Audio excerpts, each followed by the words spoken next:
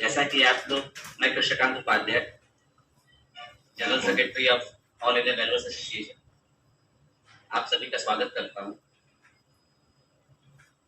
जैसा कि हम लोग जानते हैं कि सर एवरी मंथ के सेकेंड सैटरडे को हम लोग अपना एक वेबिनार रखते हैं, जिसमें टेक्निकल डिस्कशन हम लोग सभी उसमें पार्टिसिपेट करते हैं और अपने विचार रखते हैं। इसी क्रम को बढ़ाते हुए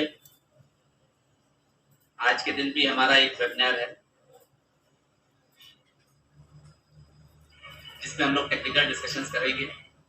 हमारे स्पीकर्स भी हैं कुछ, और हमारे बीच बैंक ऑफ बड़ौदा के डीजीएम उपस्थित हैं। इनको बड़ा करो, इसका हम बड़ा करो। As a special chief guest मैं उनका भी स्वागत करता हूँ। इस क्रम को आगे बढ़ाते हुए मैं अपने प्रेसिडेंट श्री श्याम सुंदर दास जी से कहता हूँ कि सर एक वेलकम स्पीच प्रस्तुत करें। श्री श्याम सुंदर Das ji.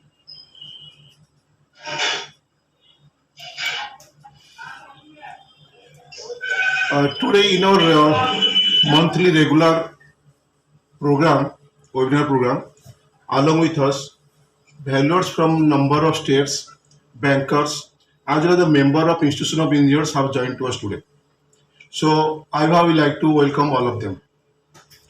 Today as a speaker we have Sri Prabhat Srivastava from Lucknow, who will talk about plant and machinery scrap value, and from Delhi the chairman of IVA, Mr. Satish Kumar Bogra, will talk about the valuation of commercial property. So, on behalf of IVA, I would like to welcome both of them, and I am sure that they will talk on the subject which will be beneficial for us. Actually, as far as scrap value, as far as valuation of plant and machinery concerned, this is a very typical job, and that to work out the value and scrap value of plant and machinery, it is also a typical. So I am sure today not only the values of plant and machinery, but the value of land and building will also get benefited, and Prabhat will try to explain all of us. As far as commercial valuation of commercial property is concerned, there is no such definition of commercial. Now suppose, let for example, in one city, if the sale deed is for residential and approval of building have been done for residential, but the property is being used for commercial purpose.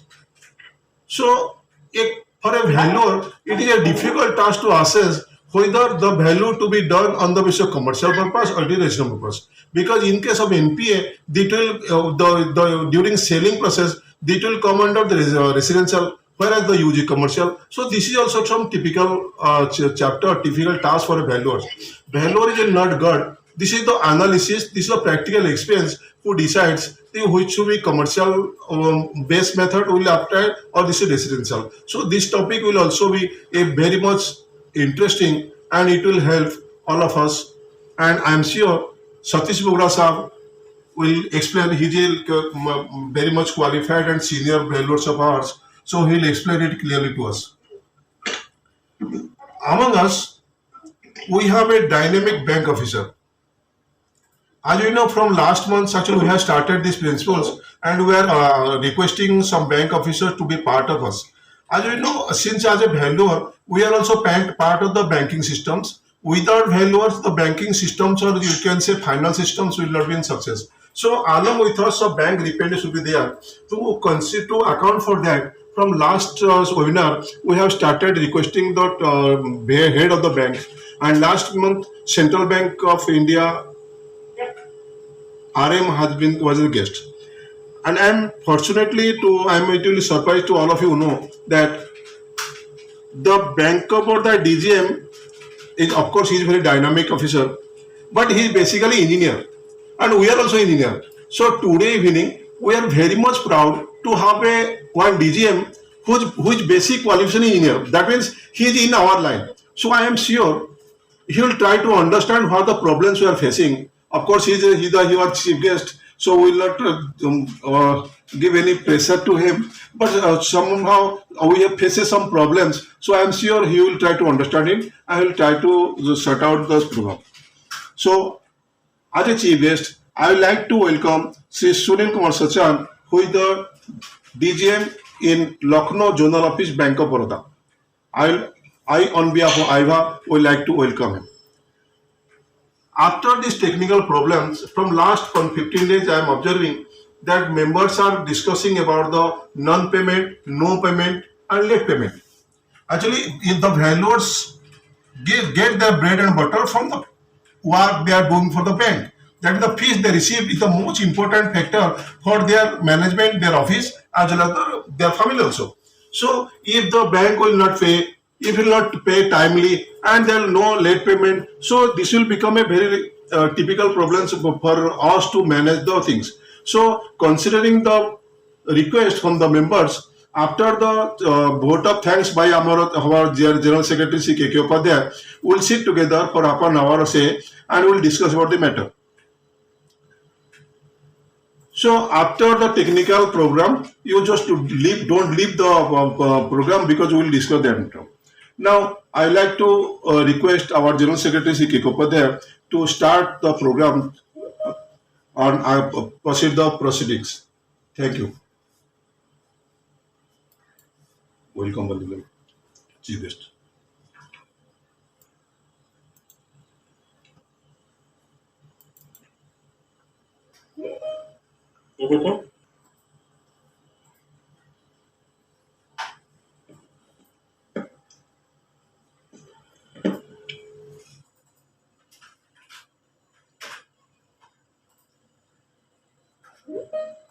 आवाज नहीं आ रहा, आवाज नहीं आ रहा.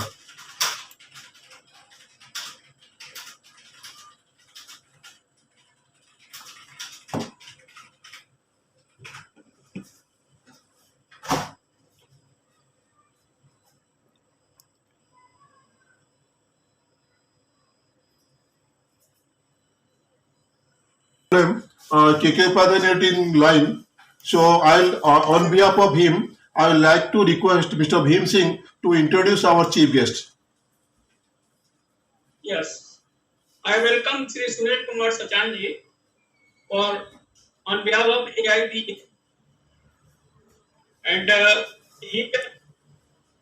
Sachan ji has completed electrical, and then he done then diploma in international banking, and then diploma in the wealth management, and then he is also certified associate of bankers. He had joined the Bank of Baroda as a directly recruited officer in 1990, and he worked in the various capacities in the part of country like our country, UP, Rajasthan, West Bengal, and he also worked in abroad, Kampala, Uganda. But then he is working as a DGM in Lucknow zone, the Lucknow zonal office. I welcome him on behalf of all India Association. Continue, we are eager to listen you in case of this function. Please, Sunil. Yes, I was admin or not? Yes, you are audible. Thank you, sir. First of all, I thank IVA that they have given me an opportunity to interact with them, and General Secretary Upadhyay ji, President Mr. Das, and Chairman Engineer Bhim Singh sir. हम लोग कहते हैं ना कि दुनिया गोल है, तो ये मुझे लास्ट वीक मालूम पड़ा. When I was posted in Kanpur, I think in the year 2006 or 7. So when I saw the invitation signed by SS Das Saab, then I gave a call to Bhim Singh sir. कि sir ये दास साहब वही है क्या जो कानपुर में थे? तो उन्होंने कहा वही है. तो मैंने फोन किया, तब मालूम पड़ा कि दास साहब तो मुझे पहचान नहीं पा रहे थे, लेकिन दास साहब हम लोग के पैनल वैल्यूड हुआ करते थे और बहुत ही डिसिप्लिन और टफ हुआ करते थे. तो मुझे अभी भी ध्यान है, कभी कभी हम लोग बोलते थे ना, जो ऐसे बैंकर हम लोग रिक्वेस्ट करते हैं कि दास साहब थोड़ा सा देख लीजिएगा अगर वैल्यू बढ़ जाए. तो मुझे वो दिन याद आ गए. लेकिन दास साहब कभी भी डेविएट नहीं करते थे। तो उनका जो डिसिप्लिन था और कंप्लीट वैल्यूअर के तौर पर जो उस समय बैंक ऑफ बड़ौदा को सेवाएं दे रहे थे कभी भी दे रहे हैं, तो उसके लिए मैं शुक्रगुजार हूँ। और जैसा कि हम सभी लोग जानते हैं कि बैंकर का और वैल्यूअर का तो चोली दामन का साथ होता है। जैसा कि दास साहब ने अपने एड्रेस में बोला कि दोनों एक दूसरे के पूरक हैं और इसलिए दोनों के बीच में आपस में अंडरस्टैंडिंग होना, ट्रस्ट होना बहुत जरूरी है।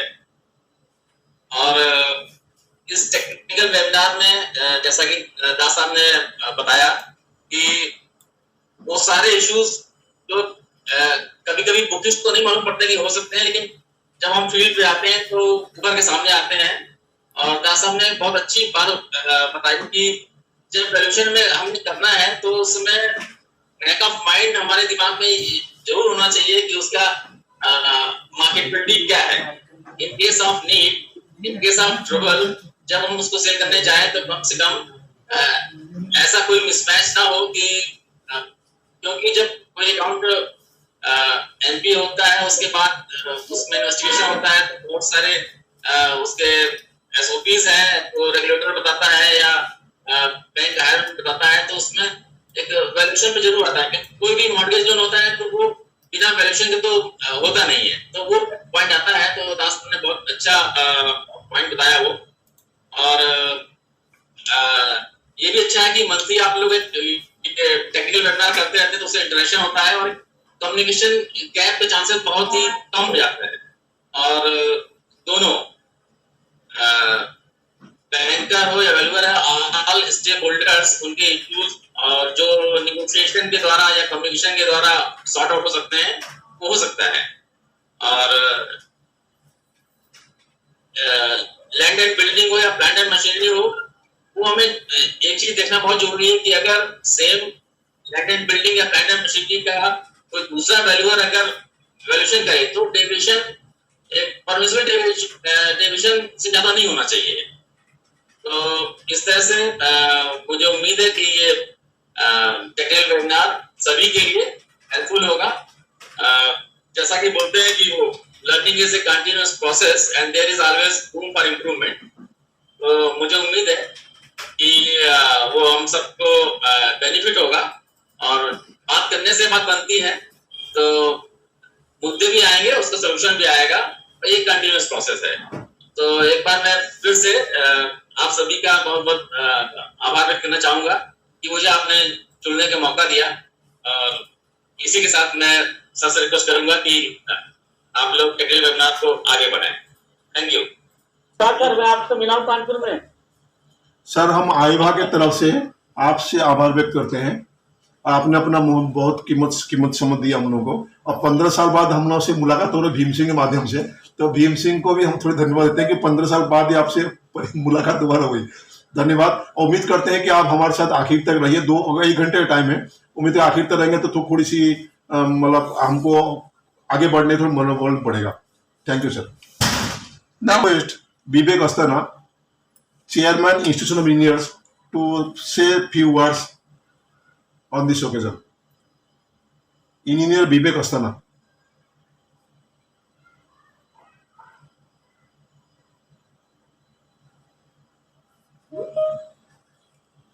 तो हमारा पहला स्पीकर होंगे प्रभात श्रीवास्तव जो लखनऊ से हैं। उनका एक छोटी सी इंट्रोडक्शन हमारा एक भाई करेंगे, संजय चोपड़ा साहब, वो गाजियाबाद से है। संजय चोपड़ा साहब प्लीज हमारा प्रभात जी को इंट्रोडक्शन करवा दीजिए। Good evening, Das Saab, our President of the Association, and Upadhyay ji, General Secretary, other senior members of IVA, and the chief guest of today's webinar. It gives me immense pleasure to introduce Shri Prabhat Sharma ji. He is BE Mechanical, passed out from Bangalore in 1994, having experience of more than 25 years, and he is a planter machinery valuer under Section 34AZ of the Beltec Act, and he is also a chartered engineer. So I introduced Prabhat. Please, Prabhat. Thank you, Sanjay ji. Thank you very much. मेरा topic just industrial verification पे है। मैं Audible हूँ? हाँ है। Yes, sir, you are. एक plant machinery valuer के लिए एक ये भी फील्ड है scrap valuation, industrial scrap valuer, और इसमें जैसे रिफाइनरीज है, अच्छा पेट्रोलियम तुम्हारा ये भरत इसमें काफी देखो पॉजिटिव उपाध्याय कट गया उधर से उपाध्याय तुम्हारा तो कोई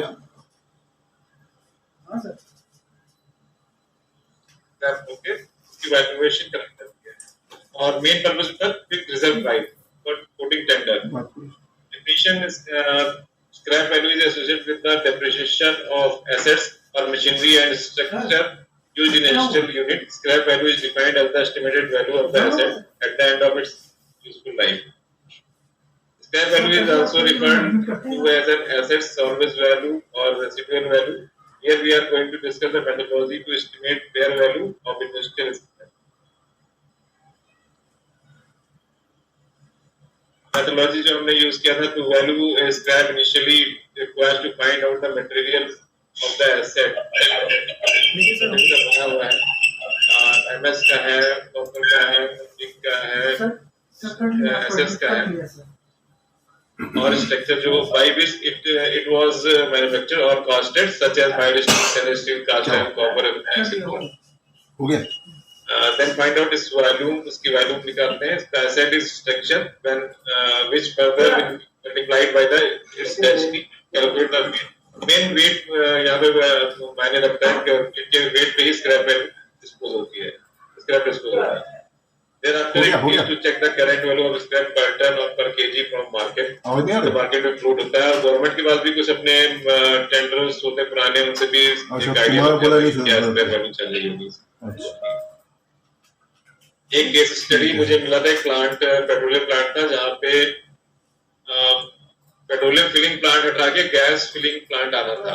तो पूरा ही पूरा प्लांट डिस्पोज होना था उसका और पूरा scrap. We got an opportunity to estimate fair value of petroleum oil filling unit, for which the company had decided to replace the existing unit with CNG gas filling plant. The company had decided to dispose the component of the existing plant as a scrap. For the same, we have been engaged to calculate fair value to enable them to for fixed price for floating tender. During inspection, we suggested the officer to provide a list of items. उनको मैंने एक list of items मांगा जो scrap होना था, जैसे pipelines था, tanks था, और भी items थे. We noted that the unit was commissioned in year 1993 and is still in running condition. We have taken ये फैक्ट्री है जहाँ पे ऑयल भरा जाता था, पूरा शेड ही पूरा और उसके साथ ये मशीनरी भी स्क्रैप हो गई. पाइपलाइंस थे, ये भी शेड था, इसके साथ स्टेयरकेस था, पाइपलाइंस, ट्रांसफार्मर था, इसकी फेंसिंग थी, शेड है, टैंक्स, ये स्क्रैप, जनरेटर और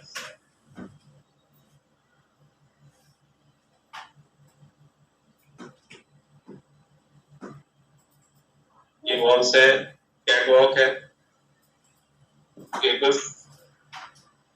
We measured each and every angles, channels, I section, bars, seats जो था वो हमने 3 दिन 4 दिन इसमें लगाए थे यहाँ पे पूरा एक्सरसाइज करने के लिए. एक डाटा कलेक्ट किया. After collection of data, we tabulated and calculated the weight as below. एक मैंने आइडिया दिया कि इस तरह हम लोगों ने टेबुलेशन किया था स्टोरेज टैंक का.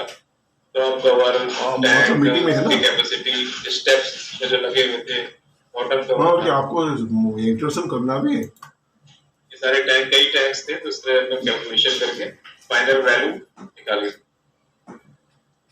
और बस छोटा सा टॉपिक था, इसमें कंक्लूजन ये था कि for scrap weight of the material is important, as the same can be sold in market by weight only. To value a scrap, it requires skill and proper instruments.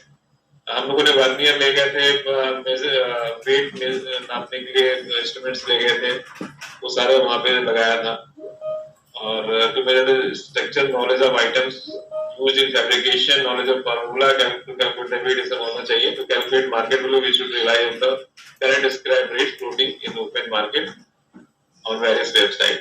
बस ये हमारा छोटा सा टॉपिक था. एक प्लांट मशीनरी के लिए बताने की ये भी एक फील्ड है हमारे लिए, स्कोप है इसमें काफी वैल्यूएशन का.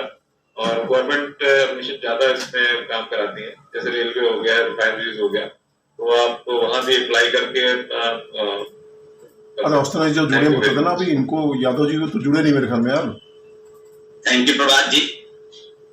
जल्दी करो उनका आधार नंबर। इंफॉर्मेशन, बड़ा वाइटल इंफॉर्मेशन दिया आपने, और हमारे भाई प्लांट मशीनरी के वैल्यूअर्स के लिए हम लोग उसको आगे बढ़ाते हैं। मैं institution of engineer Kanpur centre secretary Shri Ramakant Yadav ji को आग्रह करता हूँ कि सर सतीश चंद्र बोगा जी का एक छोटा सा ब्रीफ इंट्रोडक्शन करते हैं। श्री रमाकांत यादव जी।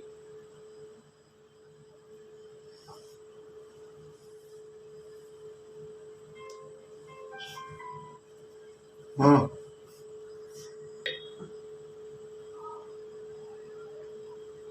काफी अनुभव भी है इनको वैल्यूएशन फील्ड में। कई जगह पर जो है सेमिनार्स भी कंडक्ट करते हैं। ये हमारे कानपुर में भी जब था नेशनल सेमिनार, उसमें भी उन्होंने भाग लिया था। निकल दो।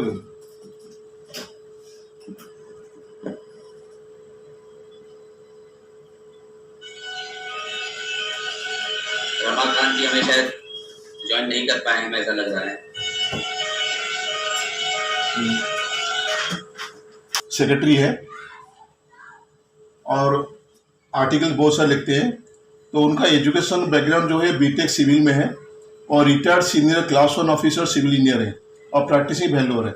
वो एक्चुअली रिटायरमेंट के बाद ही प्रैक्टिस करना शुरू किए हैं। वो हम लोगों से बहुत सीनियर है। इन्होंने 35 साल जो है field of estimation, construction and evaluation of land and building में काम किया। अगले 2 साल उन्होंने जो management of company asset real estate में काम किया। इन्होंने 35 years of working experience civil engineer है और लैंड एंड बिल्डिंग का वैल्यूअर है, एम्पायर विद बैंक्स, और उन्होंने IBI से रजिस्टर्ड भी है। इनका जो ग्रेजुएशन हुई वो 1980 में हुई फ्रॉम कर्वेग engineering college in civil stream. और ये road, sewerage, drainage, water supply network में इनका बहुत सारे एक्सपीरियंस है।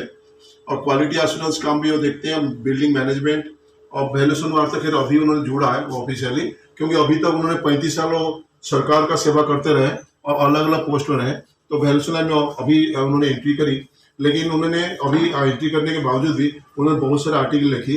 हमारा PSID में जो टेक्निकल वेबिनार सेमिनार हुआ था ऑफलाइन पे, तो वो भी आए थे। उन्होंने एक अच्छा स्पीच उन्होंने दिया था।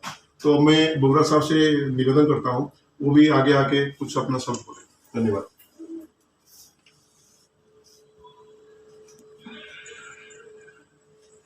थैंक यू दास साहब। अब मैं आग्रह करता हूँ सतीश चंद्र बोगा जी से अपना लेक्चर करते। सतीश चंद्र बोगा जी।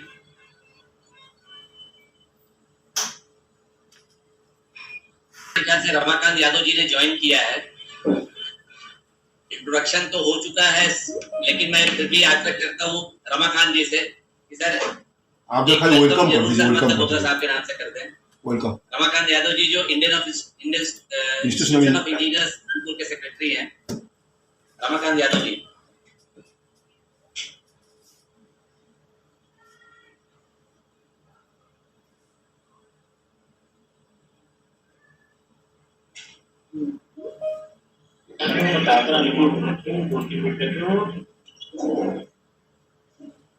हेलो हेलो, हाँ बोलिए Yadav ji. Good evening to all. Great for me to welcome all of you, particularly Tribal Engineer S.S. Das. Thank you for that. And other dignitaries present secondary to this webinar. I also welcome all the participants से बात to join this webinar. से बात करें। Thank you, sir.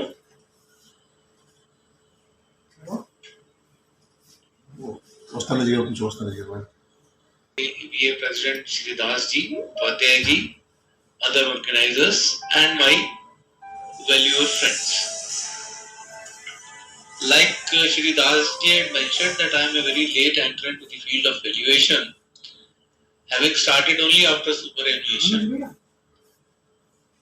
But valuation appeared to me as a very interesting field, so I thought maybe I should start practicing at the earliest, soon after superannuation. I started that, got myself registered under 34 EAB, and I became a registered valuer as well, having cleared that IBA exam.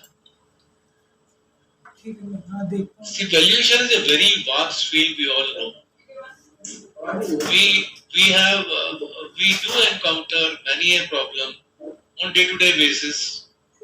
We solve them on in our individual capacity, as well as we take advice of others, and then we refer to the classics. All the written material that is available is of great value to us all. There is a great distinction between certain things. Sometimes we presume that the cost, price, and valuation being three different things. Of course, there is a very thin line which separates them. Whereas cost is the expenditure to produce a commodity which has a value, and price is the cost of that commodity plus the profits that the profit or reward that the producer of that commodity or asset includes. And value is what? Value is not inherent in the property. Value is determined in the open market by the forces of demand and supply.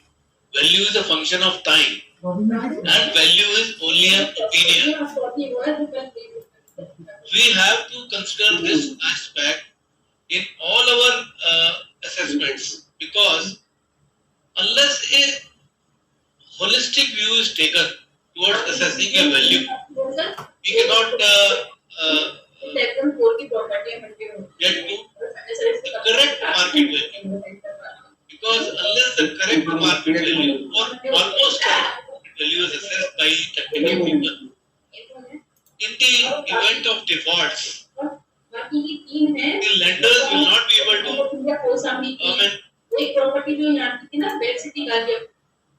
they will not be able to draw back the money they have already given on loans.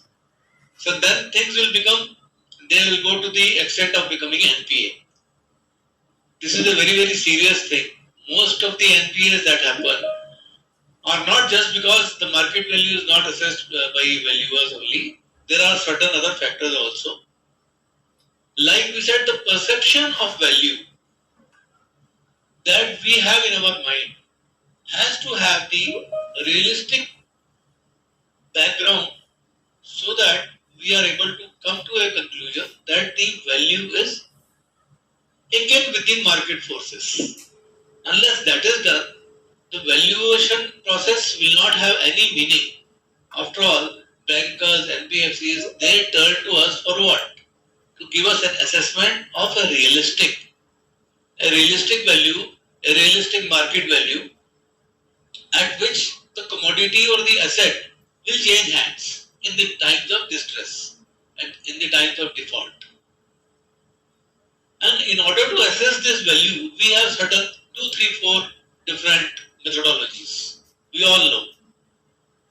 One is the market approach or the land and building method. We all know we calculate the price or cost of the land and that of the building.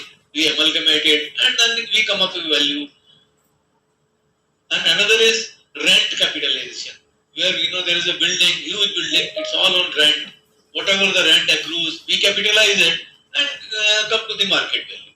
And for all the commercial properties, where the major portion is the business that is being done in those premises, from those premises, which brings in profits. That can be the criteria for calculating the value. All the classics, even in international standards, now they are turning towards it. They have been doing it for quite some time, but we have only come across these things recently. Why we turn to the profit method? Why we cannot do it with land and building method? First of all, let me clarify what are the commercial properties.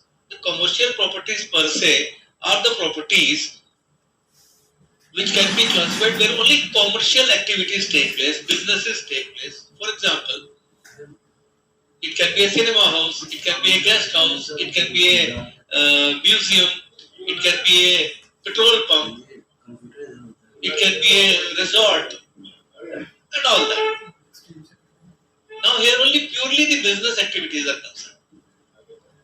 These business activities have to be per se evaluated in such a way that after capitalization of that we come to the market value. And this is a very fair assessment of the same, because why I say the land and value method here will not work is that suppose there is a Madame Tussauds museum somewhere. It has got a land, it has got a building. The same land, same building can be for another museum also. The amount of profit on the business this Madame Tussauds museum will bring will be entirely different from any other museum. You know, the entry ticket to this museum is sometimes 1,000 rupees, sometimes 1,500 rupees, and in London it is something like 100 pounds, sometimes 200 pounds. So there the moolah that gets attracted towards the museum is much more. And of course, building that museum was also a Herculean task, because they had to bring in celebrities, they had to bring in people who are very, very knowledgeable in the works of making those murtis or artifacts, which they call.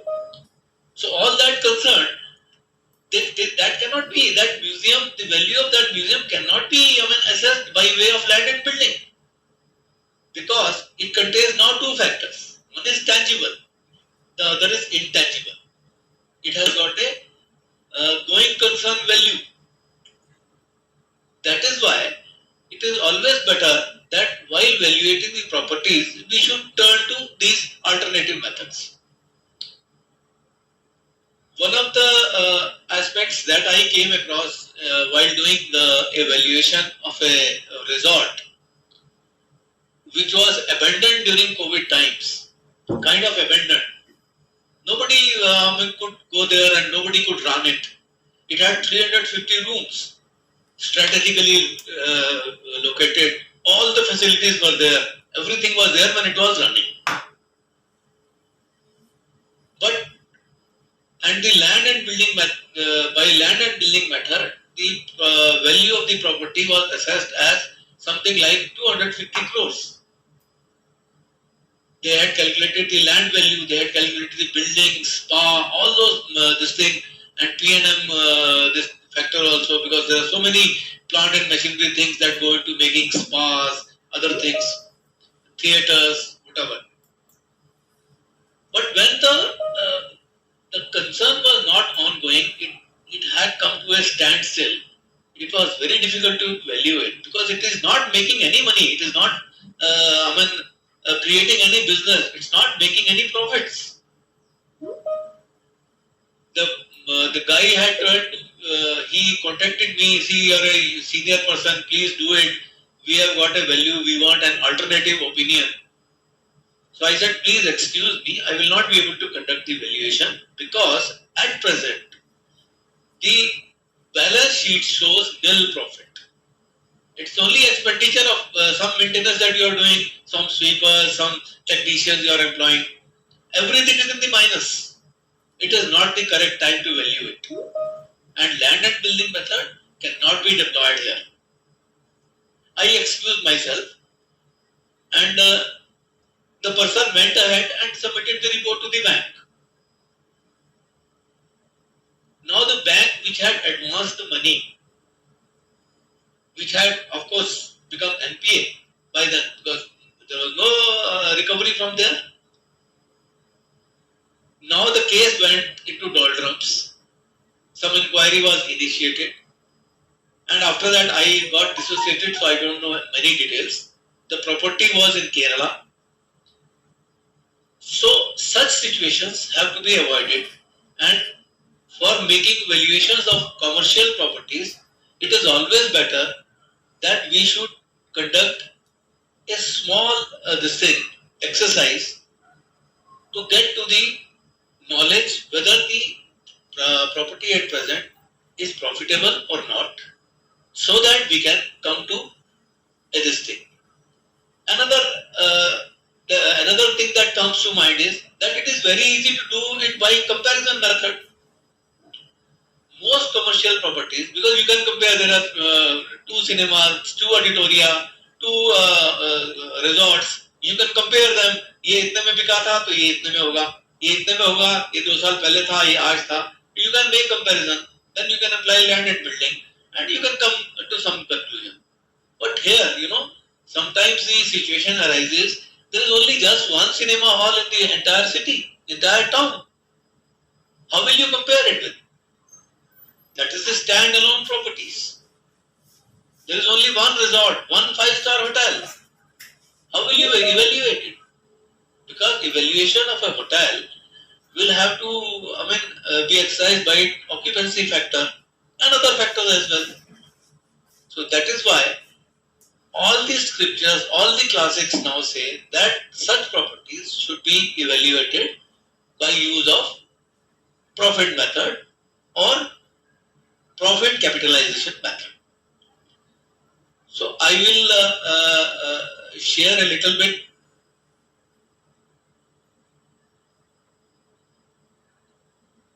Can you all see my slides?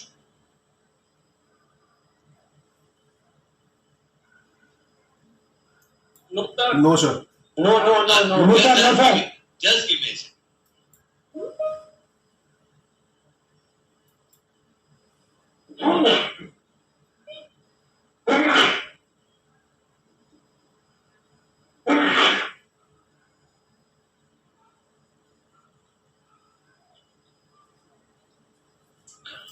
Now can you all see it? Yes. So here the profit method contemplates in assessment of the major value component, which is driven by the profitability of the businesses that are housed in the property or building and not the land and building components themselves per se. This method is appropriate for commercial ventures like hotels, guest houses, pubs, auditoriums and cinemas. The pro and cons of this method vis-a-vis most popular technique of valuation of such properties, that is comparison method or land and building method, are too glaring to be ignored. More often than not, the comparison method cannot be applied in standalone situations like I explained. There is only one property. How will you compare it? However, the suitability of the comparison method is also limited, that it only takes into aspect the tangible aspect of the asset, and the intangible aspect of the asset, that is ongoing concern, cannot be assessed by comparison method. Commercial properties such as hotels, guest houses, pubs, auditoria are typical examples where such properties, being one-off properties in the area, is more often than not the case, and comparison method is found unsuitable. So I have tried to apply this profit method, which is basically an income method. This is one of the approaches of income approach, which is simply applied to assess the yield from this property.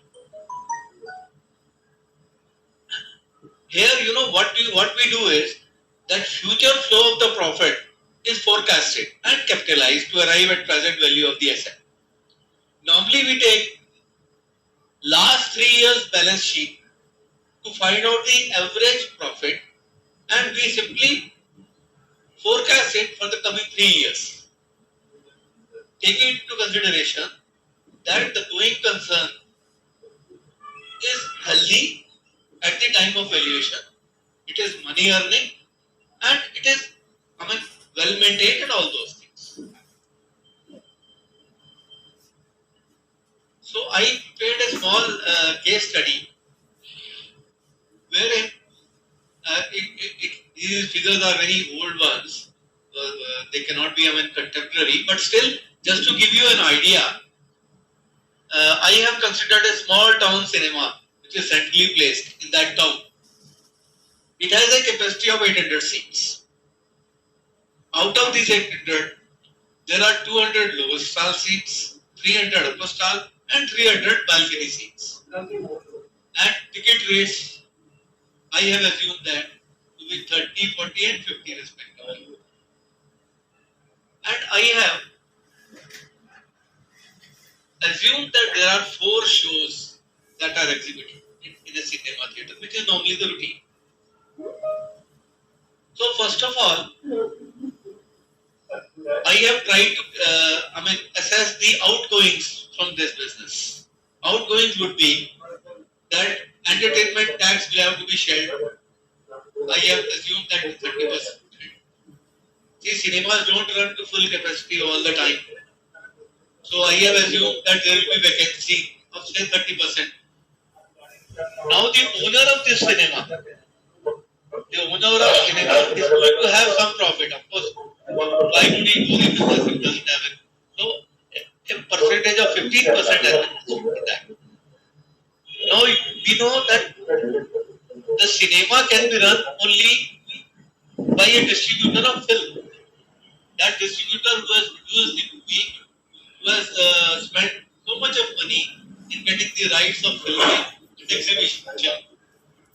He claims that I will have 50% of the profit of the net income that accrues from these shows. And there will be staff, some salary will have to be given. There will be some consumables definitely. There will be electricity, stationery, some miscellaneous expenditures, and of course, the property tax and insurance will have to be factored in. And now, what will be the incomings? Incomings will be through advertisements. There will be showcases which will showcase this is my product, that is my product. There will be displays on the walls. There will be snacks counters on rent, and there will be some miscellaneous income. So while calculating the income from the cinema in a year, I have done the calculation by way of that ticket rates, and total income per show comes to 33,000. And with 4 shows per day and 30% vacancy, the gross income in 1 year accrues to 37 lakhs 36,000 and all. Then entertainment tax goes out, net income comes. Then you get income from the there is some calculation mistake. The total gross income per year accrues to 3 crores 37 lakhs 26,000. Now out of this, all these other incomes like advertisement, showcase rentals, wall displays, they come to 1,74,000 in a year. Total income becomes 2 crores 37 lakhs 82,200 after outgo of the tax. Now, all the expenses that were promised to the distributor, all the salaries, all the consumables, electricity, stationery, they are all deducted from this. And then there is this aspect of depreciation. You all know depreciation plays a very important role. So, on the machinery part, a depreciation of 20% has been applied on the date of valuation. This is something which has to be decided by the valuer himself. The building depreciates at 2.5%, and furniture at 15%. The repairs also have. So the net profit, owner's profit that accrues to him is 35,67,330. And then after accounting for the owner's profit, the net income works out to 2 crore 37 lakhs 82,200 minus all outgoings. The figure comes to 75 lakhs 68,770. Of course, these figures you can always calculate at your own level. Now, coming to the tangible and intangible aspect of valuation, I have assumed, and most classics suggest that way only, that while giving weightage to intangible assets, 80% of this should be considered, and while giving weightage to the 20% share should be given to intangible assets. And intangible asset, reputation of the cinema, its maintenance, its name and fame. Everybody knows why would I go to a particular cinema to watch a movie, because there is very good cooling, very good plush seats, time से start होता है cinema, time से finish होता है, कोई उसमें राउंडिज्म नहीं होता, बड़ा अच्छा डिसिप्लिन है, टिकट बिठा देते हैं, like all those things accrue into the intangible part of it. So I have capitalized it. Tangible part I have capitalized by 12% and intangible aspect I have done it to 50%. Value of the cinema hall by way of tangible and intangible and capitalization rate, it accrues to 6 crores 5,50,160. That way, it is very easy to come to this value, and considering all the constraints that we have, I feel this is a very realistic way of making this valuation on that date. Of course, the capitalization has to be varied in different circumstances. The capitalization rate has to be taken realistically. We have to study classics, we have to study different cases to get to this knowledge. This way the valuation comes very handy, and you will see that if you do the valuation with land and building method, maybe the value might be say 50 lakhs more or 50 lakhs less. But that will not give you a total confidence that whatever you have calculated is realistic. Here, you can stand before any this thing that this is the approach, this is internationally accepted approach, and I have applied this, and these are the various factors that I have considered for coming to this value. That way, the risk of becoming the asset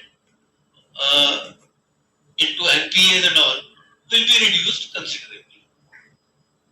I hope I have made myself a little bit clear, because value is in the viewer's mind and in his perception.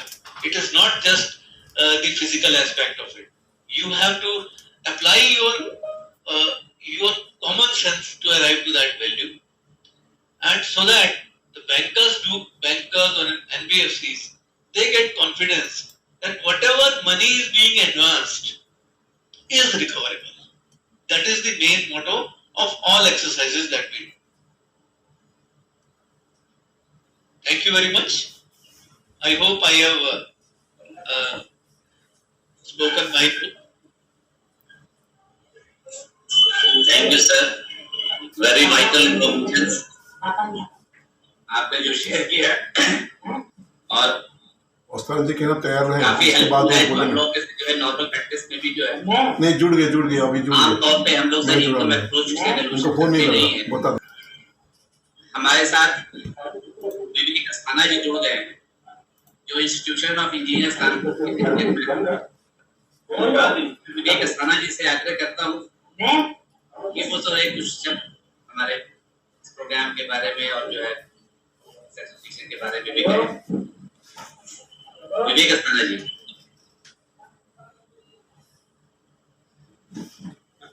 नमस्कार sir. Sir नमस्कार। नमस्कार, am I audible? Yes. Good evening, Yes, sir. everybody. Yes, sir. सबसे पहले तो इस webinar के मुख्य अतिथि महोदय श्री सुनील कुमार सचान साहब, डीजीएम बैंक ऑफ बड़ौदा, हमारे एक्सपर्ट स्पीकर्स श्री प्रशांत श्रीवास्तव साहब, श्री सतीश चंद साहब, आप सबका बहुत बहुत हार्दिक स्वागत करता हूँ। स्वागत करता हूँ हमारे इस प्रोग्राम के कन्वेनर श्रीवास्तव साहब का, हमारे महासचिव ऑल इंडिया बालवर एसोसिएशन के उपाध्याय साहब, और हमारे आईई के आरके यादव साहब का। इन सब के पीछे जो मेन ऑब्जेक्टिव है, जिनका मेन प्रयास है, हमारे ऑल इंडिया बार्बर एसोसिएशन के अध्यक्ष श्री एस दास साहब, मैं इनका बहुत आभारी हूँ कि इन्होंने इस तरह का ये प्रयास शुरू किया है। मैं इस प्रोग्राम से जुड़े आप सभी बार्बर्स का, सभी पार्टिसिपेंट्स का, सभी सम्मानित सदस्यों का स्वागत करता हूँ। इनफैक्ट ये वाल्वेशन एक वाकई बहुत ही चैलेंजिंग जॉब है, और इसमें हम सभी को जो लोग काम कर रहे हैं, तो जो रेगुलेशंस हैं, जो एक्टिविटीज हैं, जो रिसेंट डेवलपमेंट्स हैं, इससे अपडेट रहना बहुत आवश्यक है। तो ये एक प्रयास है जिसमें कि मैक्सिमम हम लोग काफी लोग जुड़ते हैं, और इसमें जो भी लेटेस्ट डेवलपमेंट्स है चर्चा होती है, बहुत ही उपयोगी टॉपिक्स पे लेक्चर होता है, अपने आइडियाज लोग शेयर करते हैं। ये वाकई हम लोग के लिए एक सौभाग्य की बात है, और इसके लिए जो है मैं आभारी भी हूँ। हमारे सारे गेस्ट स्पीकर्स का पास में भी जो है वो काफी इंफॉर्मेटिव लेक्चर्स मिले हैं। फोटो नहीं आ रहा है फील्ड में जो भी चैलेंज है इससे हम सभी लोग फोन करना, फोटो दीजिए तो हम फोटो इसमें हमें लगता है कि हम लोग को भी जो खत्म हो जाएगी तो फोन करना, अगर मौका मिले तो क्या दिखाई दे तो भी फोटो इसको एलिवेट करें। इन सब चीजों पे काफी ध्यान देने की जरूरत रहती है। तो जो भी है इस प्लेटफॉर्म से, इस वेबिनार के माध्यम से हम लोग को काफी जो है ये उपयोगी सिद्ध हो रहा है, और इसमें काफी इंफॉर्मेटिव चीजें हम लोग को प्राप्त हो रही हैं, हम लोग को सभी बार्बर्स को।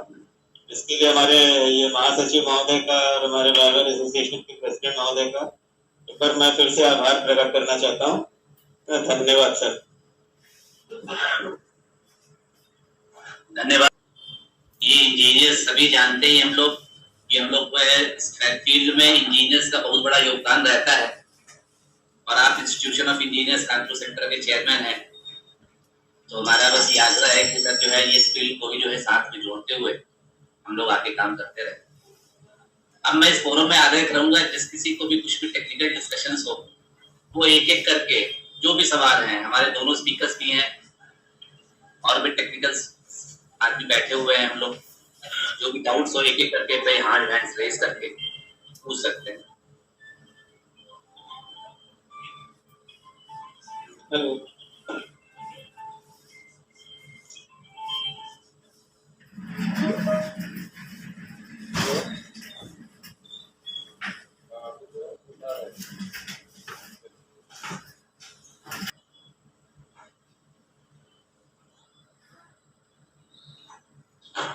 आपने कहा कि सर जो है इनकम अप्रोच की वैल्यूएशंस होती हैं जी, यहाँ तक हमने भी सर देखे हैं कि मतलब कि जो मेजर वैल्यूएशंस हम लोगों की सर आज के डेट पर बैंकर्स के लिए होती है जी। इनकम अप्रोच अगर मान लीजिए हम लोग सर जब फंडिंग करनी है, लोन देना है, हमने इनकम अप्रोच के हिसाब से वैल्यूएशन कर दिया जी, आज में खाता एनपीए हो गया जी, और सर वो सर हम सर वैल्यूएशन करने जाएंगे, वहां तो सर इनकम रहेगी नहीं, तो सर क्या मतलब कि भाई वो अप्रोच जो हमारा पहले किया गया वो गलत था।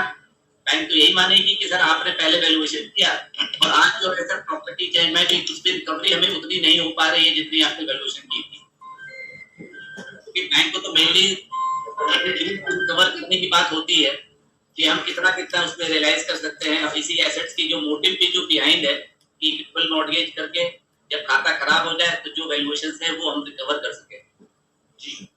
हाँ, तो सर इस पे जो डिफरेंस अगर होगा तो उसको कैसे टैकल कर सकते हैं हम लोग? देखिए जी, ये ऑल दी जो लोन्स या जो कुछ भी एक्सटेंड होते हैं उनके पीछे आप वैल्यूएशन करते हैं ऑन ए पर्टिकुलर टाइमलाइन। ये आप मानेंगे कि आज की डेट में मैंने जो देखा मैंने किया, आज से 3 साल के बाद जैसे कोविड आ गया, इट्स एन एक्स्ट्राऑर्डिनरी थिंग, ठीक है ना जी। उस वक्त तो आपके पास सामने क्या है, उसके बाद nobody is restricting you to evaluate the thing from another aspect, from another approach। तो आपको रोक तो नहीं रहा ना जी। आपने उस दिन की जो वैल्यू निकाली वो रियलिस्टिक थी। Even in a court of law, when you say how did you do this valuation, आपके पास इंटरनेशनली एक्सेप्टेड नॉर्म्स हैं, मैंने ये अप्लाई किया और कर दिया, मेरी उस दिन की वैल्यूएशन ये थी। 2 साल पीछे कोविड आ गया, उसकी इनकम खत्म हो गई। अब आपको अपना एक कॉमन सेंस लगानी है कि भाई 2 साल, जब ये आज से 2 साल बाद चलेगा, इवेंचुअली ऐसा तो नहीं है कि डेड हो जाएगा। A 200 crore building will not die down in a day. It will, इसको रिवाइव करने के लिए कुछ पैसा लगेगा। Definitely that aspect will have to be borne in mind. और उसके रिवाइवल के बाद जो भी उसकी, like I said, we have to forecast things. Income approach में आपको फोरकास्ट करना बड़ा जरूरी है on the basis of the past preference. तो जो आपका बीच का पोर्शन है, डेड पोर्शन है, उसको आप इग्नोर करेंगे और उसका जो सुनहरे दिनों वाला पोर्शन था उसके दम पे उसको फोरकास्ट करेंगे। But definitely you will take into account the expenditure part जो कि उसको रिवाइव करने में लगेगा। So the difference in valuation will not be gigantic, it will be minuscule. और आप देखेंगे उस हिसाब से जब आप फोरकास्टिंग के बेस पे करते हैं, आपका डिफरेंस बहुत ज्यादा नहीं आएगा, वो उतना ही आएगा जितना कि एक्सपेंडिचर पार्ट जो उसको रिवाइव करने में लगा। After all this is internationally accepted. They have been doing it and they are very successful in this.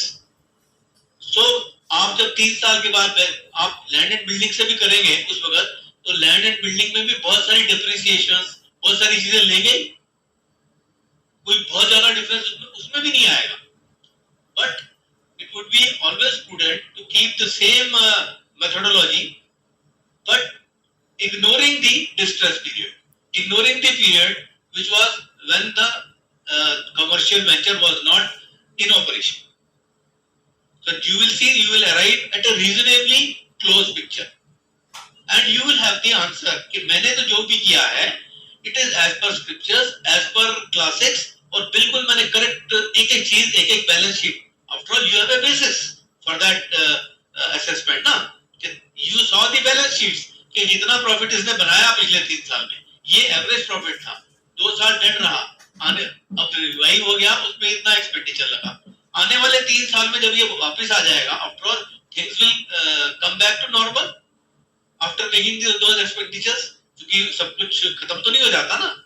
तो उसको आप फोरकास्ट करके, और दूसरे एक आप बड़ा ही अच्छा वो ले सकते हैं, जो कैपिटलाइजेशन में एक रेट रहता है, वो रेट जो आपने पहले अप्लाई किया था, you can modify that rate as per your assessment कि भाई चीजें धीरे धीरे डेवलप होगी। मैं आज 7% कैपिटलाइजेशन लेता हूं, तो मैं ठीक है, जितना कैपिटलाइजेशन की रेट कम होगा उतना उसकी वैल्यू ज्यादा होगी, मैं कैपिटलाइजेशन का रेट थोड़ा कम कर, थोड़ा बढ़ा दूंगा, रेट बढ़ा दूंगा, तो उससे उसकी वैल्यू एडजस्ट होगी। So these safeguards the valuer has to take as a common sense.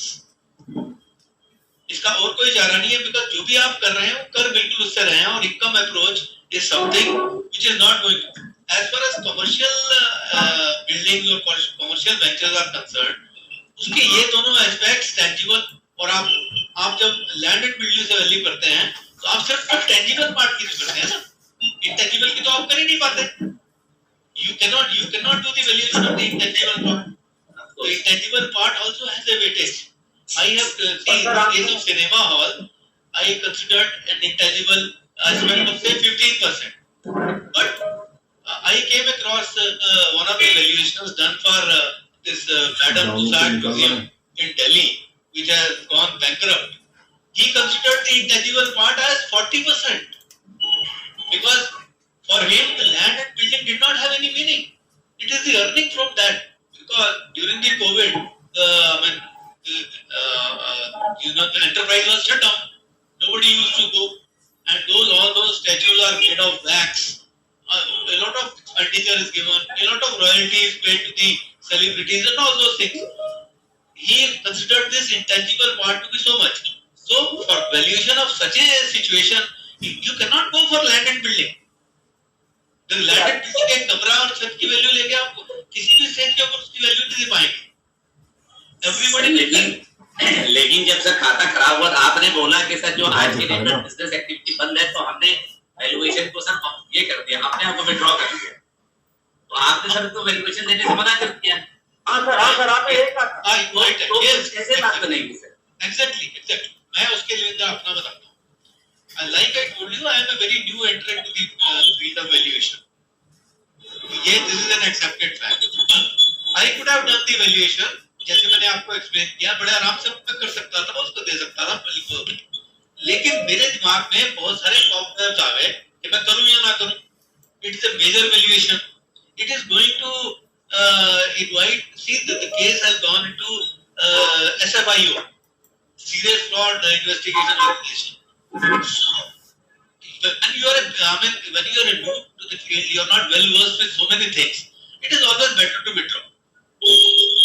Because if I am not sure of something, if I am not on a strong footing, there is no point into venturing into this. But of course, the valuation can be done. And when we refer to so many classics, they said no, you can't write off the enterprise totally. You have to just cooling off period has to be considered. Things are going to revive. It's a 2 years time, 3 years time. You forecast that. Less you account for the expectation to revive it, and you give the valuation. Sir, what I believe, but like based on the purpose of valuation, yes, we have to decide the approach of valuation also. करें purpose हमारा sir है जब आपकी जो income approach जो है business valuation, you are talking about business valuation as such complete business including tangible and intangible. तो ये वैल्यूएशन मेथड सर जहां तक मैं अप्रोच करता हूं कि सर जब ये पूरी कंपनी टेक ओवर होती है, एक कंपनी दूसरी कंपनी को खरीदती है, तब जो है सर उस वैल्यूएशन में काम हो जाता है. लेकिन सर जब हम लोग का पर्पस है कि सर बैंक की जो हम लोग सर जो है सिक्योरिटी के लिए करते हैं, तो हमारे ख्याल से मैं ऐसा लगता है कि सर जो है ये वैल्यूएशन पॉसिबल नहीं हो पाएगा. नहीं सर, आप मुझे एक बात बताइए, मैं I would like to comment to it. आप एक बैंक आपको एक बिल्डिंग दे देता है which is totally rented out, आप उसकी वैल्यूएशन कैसे करेंगे? आप उसकी वैल्यूएशन कर ही नहीं सकते लैंडेड बिल्डिंग से, क्योंकि हो सकता है कि उसके अंदर 50% किराएदार जो है वो रेंट कंट्रोल एक्ट के अंदर आते हो, जिनको आप निकाल ही नहीं पाएंगे. सर तो हम लोग लैंड के चार्जेस जो है उसी हिसाब से डिसाइड करते हैं कि अगर यहाँ पर से जो रेंट कंट्रोल एक्ट के अंतर्गत बेसिकली हम लोग ये देखें कि सर जहाँ पर हम लोग रेंट कैपिटलाइजेशन करते हैं, it is also income approach. मतलब कि भाई लेकिन रेंट कैपिटलाइजेशन में सर टेंजिबल वैल्यूएशन नहीं होती है, कमर्शियल वेंचर्स में होती है, रेजिडेंशियल में तो हो भी नहीं सकती ना जी. तो उससे क्या होता है कि हम लोग सर जो है रेंट को जितनी रेंट रिसीव हो रही है, अगर रेंट कंट्रोल एक्ट के अंतर्गत अगर कोई प्रॉपर्टी है तो बट नेचुरल है कि सर वो सेलिब्रिटी उसकी नहीं रहेगी. तो you can not exit. Yes, तो can you advise the bank on that basis के इसको इतना लोन दे दिया जाए? तो हम लोग क्या करते हैं सर, बैंकर्स को तो ये पहले ही बताते हैं कि sir this property is under rent control. Banks को वो प्रॉपर्टी मॉर्गेज करनी ही नहीं चाहिए. व्हाट आई बिलीव, अगर डीजीएम साहब अगर हैं तो मतलब वो सुन रहे होंगे हम लोगों की बातें. रेंट कंट्रोल सभी काफी बैंकों के जो है फॉर्मेट्स भी आप देखेंगे बड़े और एलैबोरेट होते हैं, इसमें ये कहते हैं कि सर जो है whether the property is under rent control और नॉट, और हम लोग उसमें जो है सर्टिफाई करके देते हैं कि सर ये वेदर इट इज यस और नो. तो जहां तक जो अपना बिलीव है सभी भाइयों से हमारा आग्रह भी रहता है कि अगर जो कोई प्रॉपर्टी अगर रेंट कंट्रोल एक्ट में रहती है तो उससे हम लोग एक्सकाउंट कर सकते हैं वैल्यूएशन देने में, या हम लोग मना कर सकते हैं बोले बैंकर्स के लिए. लेकिन हाँ, उसकी वैल्यूएशन पॉसिबल है अगर वो खुद वो प्रॉपर्टी को बेच रहा है किसी दूसरे थर्ड पर्सन को देने के लिए, तो वी कैन डू इट. जो हमारा अप्रोच मेथड यूज करना होगा वो हम लोग कर सकते हैं. तो जो बैंकर्स का जो प्रोसेस होता है सर, इनकम अप्रोच जहां तक हमने देखा वो काम नहीं कर पाता है.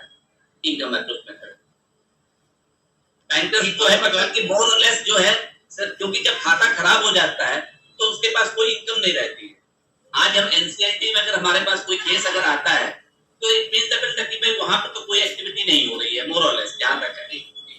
तो सर वैल्यूएशन तो फिर इनकम अप्रोच के हिसाब से तो जीरो हो गई, क्योंकि सर जो भी होगा हमारी लॉसेस होंगे. लॉसेस हमारे से जितने भी हैं कंपनी में एक्यूमुलेटेड लॉसेस होंगे, क्योंकि एक दिन में एनसीएलटी में खराब खाता होगा नहीं, और एक्यूमुलेट करके सर लास्ट में देखेंगे वो इतने फाइल अप हो जाते हैं कि सर उसका जो है कोई काम नहीं होता. तो बैंकर्स क्या करता है कि ठीक है भाई कंपनी ऐसा बंद हो जाएगी, जो हमारे पास एसेट्स मॉर्गेज है हम उस एसेट्स को उठा करके सर पेशी में या जिस डीएम पे जाएं अपना सकता है, हम उसको सेल आउट करके जो रेवेन्यू हमारी निकल सकती है, तो मोर और लेस ऐसा लगता है कि सर जो है बैंकर्स को लैंड बिल्डिंग और प्लांट मशीनरी में जो है ज्यादा इंटरेस्ट रहती है बनिस्बत से जो है इंटेंजिबल एसेट्स की। तो हम लोग का एक पर्पस काफी डिपेंड करेगा, हमें लगता है कि भाई मैं करता हूं। Sir here I would like to add, आपने देखा होगा जितने भी केसेस एनसीएलटी में जाते हैं, जो लिक्विडेशन में चले जाते हैं, आप देखिए कि उनके अंदर कितना परसेंट हेयर कट होता है। The hair cut is as high as 90%। या पीपल मतलब 90% अपना पैसा जो है लूज कर देते हैं। So in such cases that is due to sir जो है जो सीसी लिमिट होती है जो अगेन स्टॉक होता है, क्योंकि जब खाता खराब हो जाता है तो स्टॉक जो होता है वो बिल्कुल जीरो हो जाता है। हमारे घर से किसी बैंकर्स को चाहे किसी भी इंडस्ट्रियलिस्ट को जब अकाउंट एनपीए हो जाने के बाद स्टॉक तो बिल्कुल नहीं मिलता है, स्टॉक तो बिल्कुल जीरो हो जाती है। सिर्फ जो रह जाता है दैट इज द जो है मूवेबल और इमूवेबल एसेट्स जो रहती है बस वो रह जाती है। और वो भी उन पे कितनी स्क्रैपेजेस लग जाती हैं।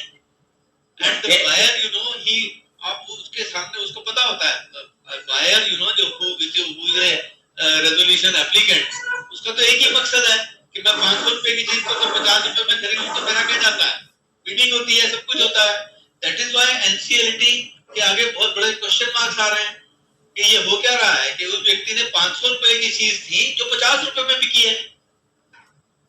नो, एक तो प्रोसेस 2.5-3 साल चलता है और एंड ऑफ द डे अगर लिक्विडेशन में वो चीज चली जाती है तो एवरीबॉडी लूजेस। सो मैंने गोसाल साहब कुछ पूछना चाहते हैं। मैंने गोसाल साहब, हाँ जी please.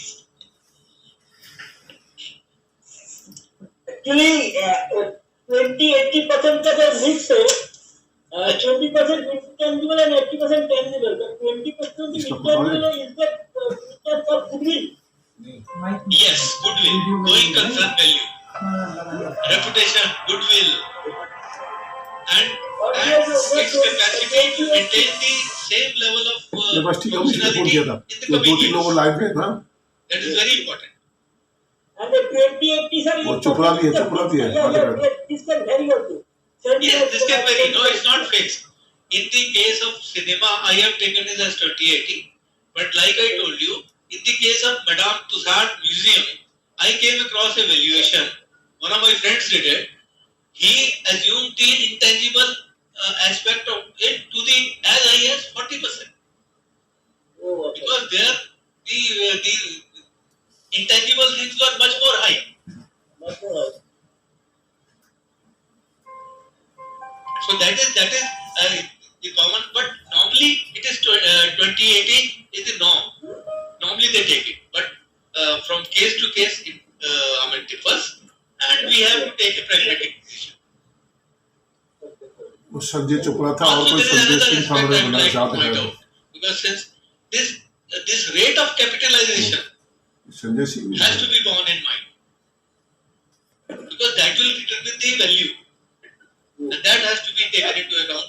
Even our bankers would agree that this capital, people who are finance, they know the capitalization is a very those SFA valuers, they do it through these methods only. They do the valuation of their shares and all. The rate of conversion is also 12% and 6%, more or less like that. No, I have assumed for a cinema it should be like this, 12 and 15. See, in residential property the capitalization sometimes आप 25 करोड़ की property में आपको क्या 1% भी किराया नहीं मिलता है, तो यू फॉर दैट यू को कैपिटलाइजेशन आप 10% ले लेते हैं, बिजनेस सेक्टर में 6% ले लेते हैं कैपिटलाइजेशन आप. The lesser the rate, the more will be value. The more the rate, the lesser will be the value. So for this, the valuer has to be he has to remain very vigilant about the market trends. That is why all these these commercial sites, they give you trends in valuation. They give you graphs. You study those graphs and you will come to know what is the average capitalization now being considered. In any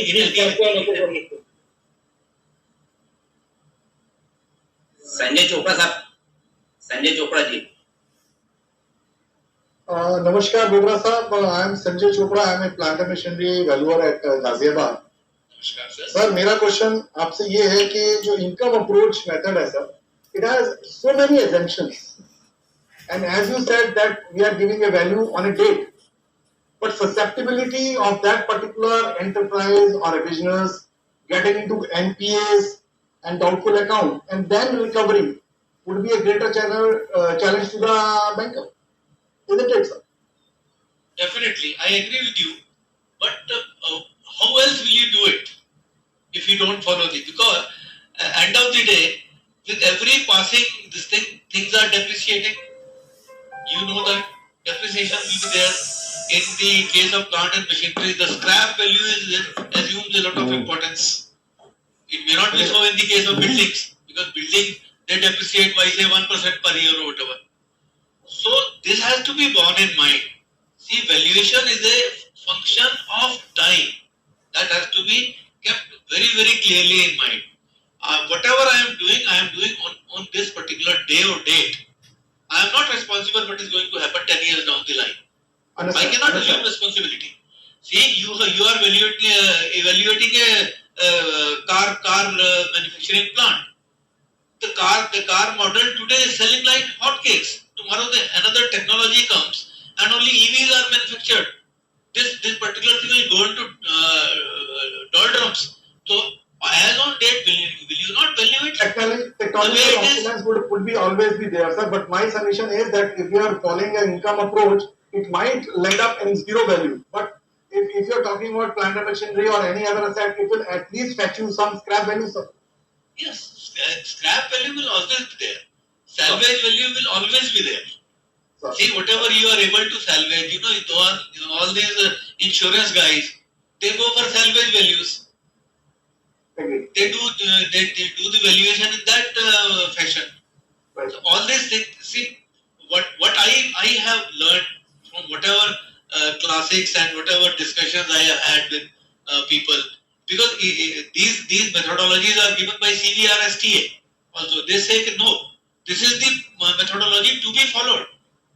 In such a sense, it is internationally being recognized. So we always have to think. आपकी बात बिल्कुल ठीक है. आपको उस दिन जो बिल्कुल सही जो मेथोडोलॉजी लगती है आप उसको अडॉप्ट करिए. कोई उसमें वो नहीं है. Nobody is going to question you. So as long as you are able to provide answers. कल को कोई आपसे अगर सवाल पूछता है तो आपके पास उसका जवाब होना चाहिए कि मैंने ये क्यों किया और इस डेट पे किया. Thank you, Bogra. So, Padyaji, my second question is to Prabhatji and to the fellow plant and machinery valuers. Prabhatji, a nice presentation from your side. I would suggest, like most of the times, we as a plant and machinery valuer are stuck up or being given assignment of doing the valuation of scrap item, which happens to be auxiliary items. I am talking about, sir, like the DG sets of various capacities of the various diesel or ID utilization as a fuel, plus compressors, or you can say AC or DC motors, induction motors. So can we have something concrete or in the form, if some of our fellow valuers, plant and machinery valuers have a structure of this sort, would help each one of us. Maybe machineries में तो 5% scrap value या उसकी obsolete जो condition पे depend करती है, उसमें तो वेट वाइज नहीं जा सकते हैं लोग ज्यादा. प्रभाजी मैं बात करता हूँ सर, मैं डीजी सेट की बात करता हूँ सर. एक 63 केवीए का या 250 केवीए का डीजी सेट है, तो नेचुरली सर यदि वो ऑब्सोलीट हो चुका है, it is not performing, unit is close from years, तो नेचुरली जो इंजन पार्ट है और जो अल्टरनेटिव पार्ट है which will fetch a better value, क्योंकि कॉपर है और उसपे यदि हमारे पास कुछ ऐसा वर्कआउट हो तो हम एक बेटर वैल्यू ऑफर कर सकते हैं, which will definitely fetch more than 5% of the value. This is my submission प्रभाजी. उपाध्याय जी शायद एग्री होंगे मेरे से. बिल्कुल आप सही कह रहे हैं. तो अल्टरनेटिव 63 केवीए का है, तो उसमें हम उसकी कंस्ट्रक्शन पे जाएंगे, कितना कॉपर उसमें यूज हो सकता है, कितना गेज का हो सकता है. अगर ऐसा एक बेसिक डाटा हो तो ऐसा कोई डाटा रेडीली अवेलेबल नहीं, फिर भी हम एक assumption से जा सकते हैं कि हाँ, इतना कॉपर रहा होगा इसके साथ ये वैल्यू मैं तो सभी से रिक्वेस्ट कर रहा हूँ, ओपी शर्मा जी भी हैं, उपाध्याय जी भी हैं, तो if we can work out on this definitely. और एक क्या होगा इसमें, जो हमारी वैल्यूएशन होगी ना सर, उस पर यूनिफॉर्मिटी आएगी। Assumptions are assumptions only. So even the banker or the financier would be happy that if the reports are submitted in a uniform way and figures are matching from each one of us. This is my suggestion. Thank you. Use के thermal power plant में कहा valuation उसमें भी इसी तरह के attorney पास लगे बड़े-बड़े, तो उसमें जनरली कट करके फिर कॉपर का वैल्यू अलग है। मैंने नहीं किया था, किसी दूसरे ने किया था, लेकिन जनरली ये अडॉप्ट किया था कि कट करके कॉपर अलग हो, उसके बाद बाकी hello hello hello can I speak on that? हाँ जी शर्मा जी बताएं sir. Can I speak on that? See, straightforward a formula cannot be worked out. As Mr. Prabhat has already told that the rate of copper varies, the rate of cast iron varies, the rate of this thing. So this thing and it is not in the same ratio. The copper is has increased by 1.5 times, and this has increased by 1.1 times. That cannot be done. But what we have to do, if the machine is running, like one said, DG set, the DG set is running in the system, and it is obsolete. What is there available or not? Hello. I think we need detailed presentation on that. I can present next time on this subject. I can present a detailed study of that. Thank you very much. Thank you. Kindly do join. I'll be doing it. Okay. धन्यवाद। Okay, sir. घटे बड़ा जो भी हो, main क्या percent clear है, क्योंकि अपना आगे वाला प्लॉट था छोटा जरा सा रखा, तो पहले इतना ज्यादा रेट लिए हुए थे मार्केट का, क्योंकि लिमिट 3 होनी थी, आपका केस था। अब जस्ट उल्टा है, अब पिछली वैल्यूएशन मेंटेन करने में ही पसीने छूट रहे हैं। आपने ठीक है आगे का कवर कर लिया, लेकिन आप कवर नहीं कर रहे, वो उसकी वैल्यू नहीं ले सकते। वो कुछ नहीं, मतलब वो जो नक्शा भी जैसे पास होता है, तो नक्शा पास होता है पुरानी जगह पर 75% का नक्शे को आप वो लगता है, क्या है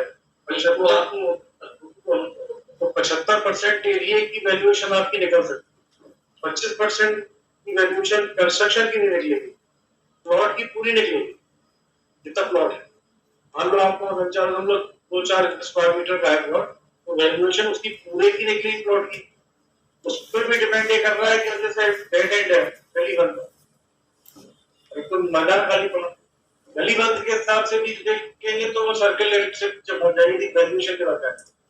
अब आपका है तो मेंटेन करना, तो पुराना ही मेंटेन करना बहुत मुश्किल होगा। आप पिछले 1.5 साल से जो नियम आ गए वही तो चल रहा है, पूरे करीब 200 वैल्यूअर जुड़े हुए, सेमिनार चल रहा है पूरे इंडिया भर में 200 वैल्यूअर चल रहा है। हर सेकंड सैटरडे को ये होता है कि कहाँ पे क्या दिक्कतें आ रही हैं, अब कैसी वैल्यूएशन होना चाहिए, क्या होना चाहिए।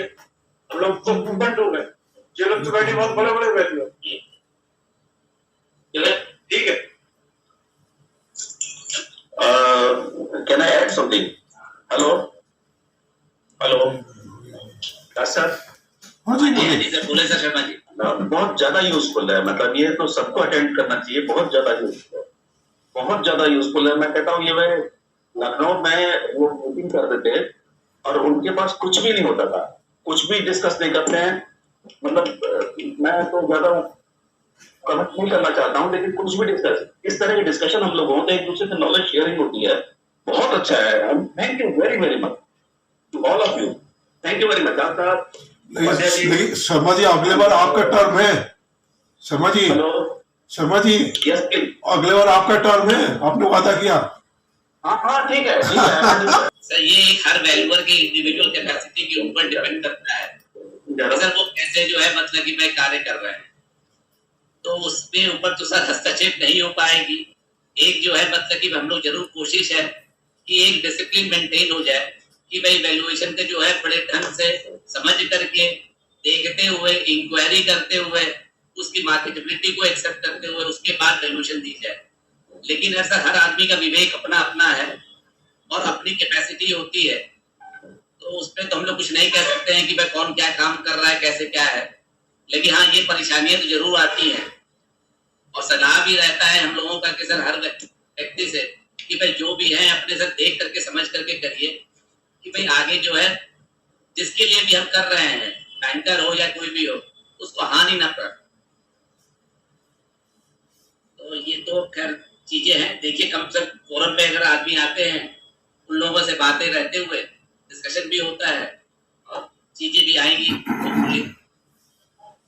और संजय चोपड़ा जी सर, आपका बिल्कुल सुझाव बिल्कुल सही है कि सर हम लोगों को जो है एक प्लांट मशीनरी, एक बार हमारे विनीत साहब जी हैं जो मेरठ के हैं, उन्होंने भी सुझाव दिया था कि प्लांट मशीनरी का एक सर बैठ करके किसी चीज के ऊपर, क्योंकि हर व्यक्ति सर कुछ ना कुछ फील्ड्स में एक्सपर्ट होता है और सारे फील्ड का एक्सपर्ट नहीं होता है।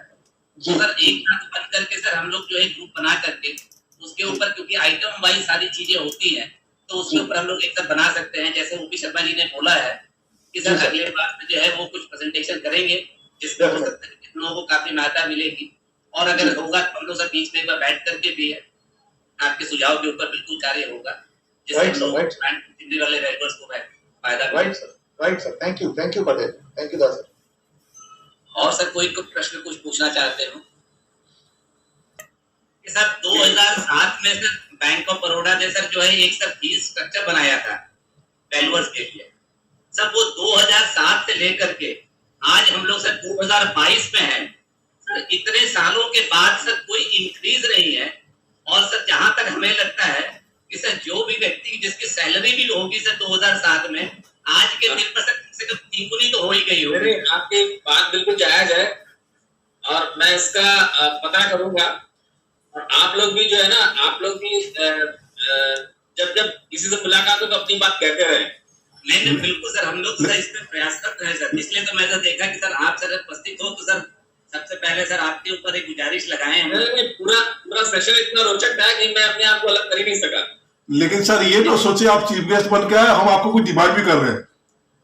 और सर आपकी जो भी सर कोई अगर प्रश्न रहे सर वैल्यूअर्स के लिए, आप सर वो भी सर जो है शेयर कर सकते हैं, पूछ सकते हैं कि अगर सर जैसे कि कठिनाइयां बैंकों को होती हैं वैल्यूअर्स के। नहीं एक्चुअली क्या है, नक्शल में अगर बोले तो बैंकर्स आर वेरी कंजर्वेटिव, और वो कंजर्वेटिव वैल्यूएशन ही चाहते हैं।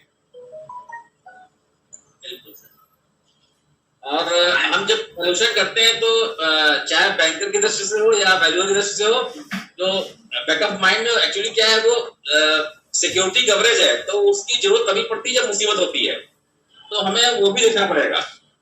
जैसे हम लोग एलईडी यूज करते हैं, बल्ब यूज करते हैं बिल्कुल, लेकिन कभी कभी यूपीएस खत्म हो जाता है तो कैंडल भी रखते हैं ना, या इमरजेंसी लाइट रखते हैं, इस तरह से है वो तो स्टेपनी है।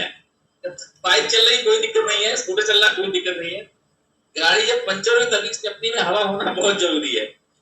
अभी संजय सिंह बनारस से कुछ बोलने वाला है, उसका पहले मेन सर एक चीज मैं आपसे जरा बता दूं। अभी संजय सिंह बनारस से आ रहे हैं, तो सर ये कि जो आजकल बैंक वैल्यूएशन काम कर रहे हैं, उसमें क्या हो रहा है, जैसे अपने शहर का वैल्यूअर से काम न करवा के वो बाहर का शहर का वैल्यूअर को बुला काम करे, ये थोड़ी सी एथिक्स के खिलाफ हो रहा। अगर कोई 200 किलोमीटर दूर से आपको सुबह देखा, शाम को रेडी मतलब रिपोर्ट तैयार है, वो करना कहीं ना कहीं थोड़ी सी एथिक्स के खिलाफ होती है। और बैंक इस नजर से देखें कि हम लोकल वैल्यूअर काम न देके हम 200 किलोमीटर दूर से वैल्यूअर क्यों बुला रहे हैं।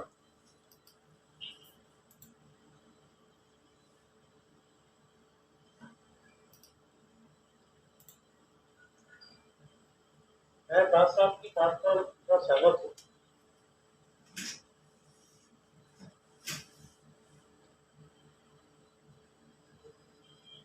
सुनील कुमार जी, अभी संजय सिंह सर आपसे प्रश्न था सर दास साहब का। सर दास साहब का प्रश्न आपसे था कि सर कहीं भी अगर एक सर जगह पे अगर मान लीजिए आपके पास वैल्यूअर्स कोई सिटी में है, लेकिन सर आप जो है बाहर के वैल्यूअर्स को सर प्राथमिकता देते हैं उस सिटी में काम करने के लिए, तो दास साहब का एक अनुमोदन यही था कि जैसे जहां पर एक्सपर्ट होता है, जाहिर सी बात है कि अगर सर हम यहाँ के आज हैं तो सर कानपुर का आदमी सर कानपुर की वैल्यूएशन ज्यादा तरह से कर सकता है, बनस्पत सर जो है बनारस से आए हुए आदमी या कहीं मतलब कि दूसरी जगह से दूसरे क्षेत्रों से आकर के वैल्यूअर्स जो वहाँ के काम करते हैं, तो लोकल्स की जो है प्राथमिकता होनी चाहिए। और अगर नहीं, बात बिल्कुल ठीक है, लेकिन क्या है कि जो अपना जैसे लखनऊ जोन है उसमें 842 ब्रांचेस है, 842। तो कभी कभी पाया गया है कि वैल्यूएशन बहुत दिन से पेंडिंग है, तो उनसे पूछा गया भाई आप क्यों पेंडिंग है, तो बोले साहब वर्मा जी नहीं आ रहे हैं।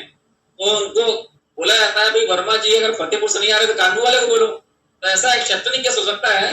बाकी आपकी जो बात है उसको ब्रांच लेवल पे रीजनल लेवल पे पहुंचाएंगे उसको, क्योंकि उसका पर्पस यही है, पर्पस का यही है कि जो नियर बाई वैल्यूअर हो या एरिया का हो उसी से कराना चाहिए। अदरवाइज जैसे दास साहब कह रहे थे कि 200 किलोमीटर दूर वाले से कराने का क्या पर्पस है, क्या मकसद है। हमारे पीछे संजय सिंह जी है बनारस से, वो कुछ उनके प्रश्न है सर। संजय सिंह जी। तो Ajay ji, am I good call? Yes sir. Sorry friend, actually मैं बहुत रूरल एरिया में हूँ अपने गांव पर, यहाँ मैं वीडियो ऑन नहीं कर पा रहा हूँ ताकि मैं कनेक्ट भी रहूँ और आप सबको सुन पाऊँ। मेरा सबमिशन सुनील साहब से ही है। अभी अजय जी आपने एक पॉइंट रेज किया है इस लेक्चर पे, हमारे बहुत सारे फ्रेंड इस में जानकारी होने के बाद पॉइंट को डिस्कस भी कर रहे थे व्हाट्सएप ग्रुप पे। यहाँ पे सुनील साहब जब अधिकारियों से आप मिले करते, सर हम आपसे मिल रहे हैं और सबसे क्या एश्योरेंस है, पहला सवाल ये है।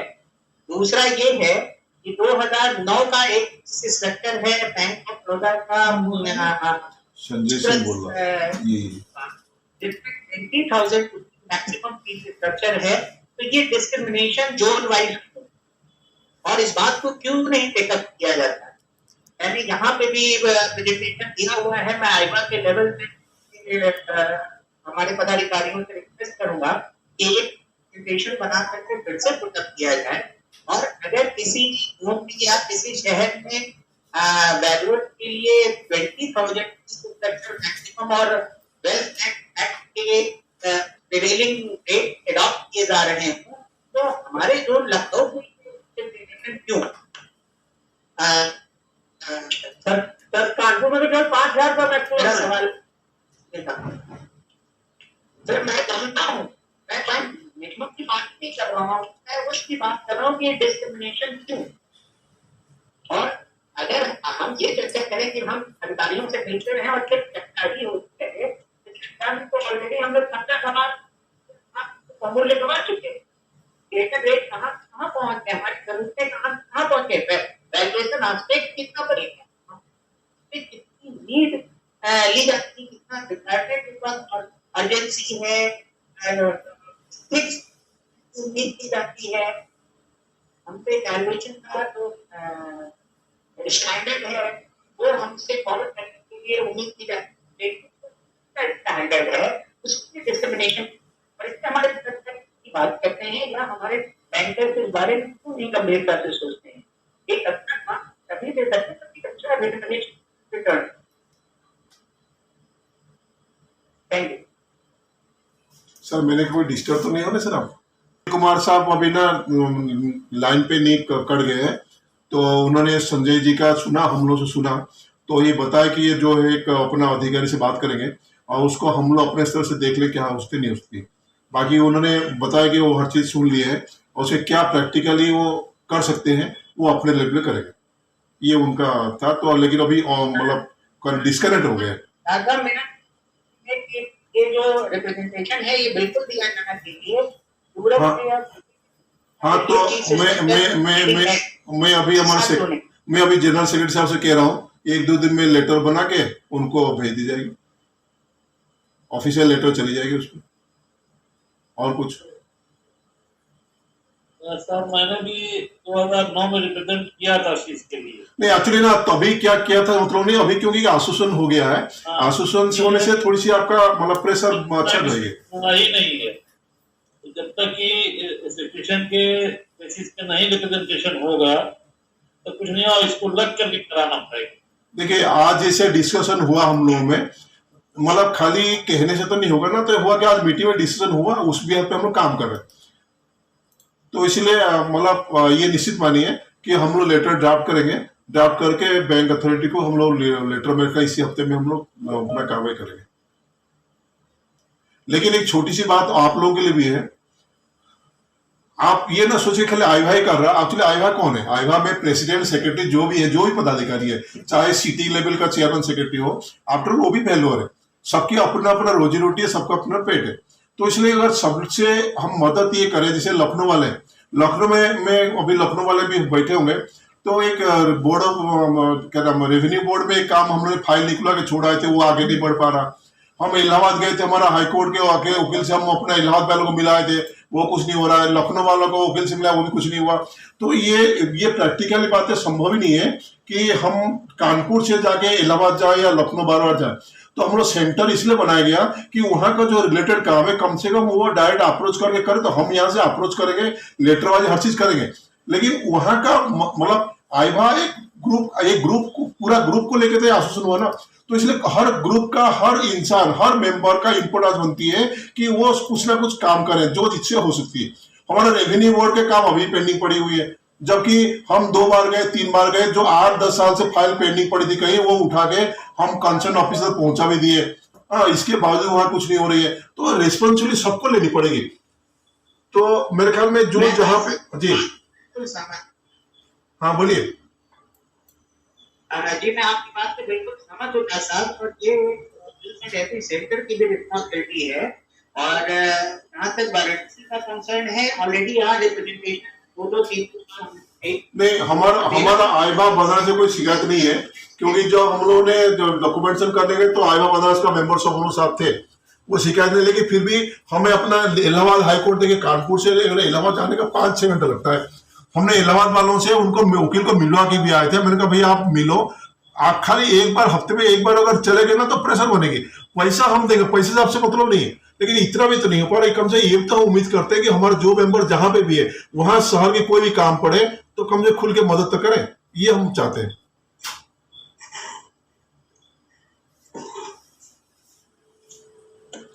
और पेमेंट के बारे में और कुछ एक्चुअली मेंबर का सुझाव था कि हमारा नॉन पेमेंट है, लेट पेमेंट है, नो पेमेंट है, इसके बारे में कुछ सुझाव था। हमको कल एक दोस्त ने कोई हमारे मेंबर ने फोन कर बताया, सर एक एसोसिएशन ग्रीवेंस सेल होना चाहिए।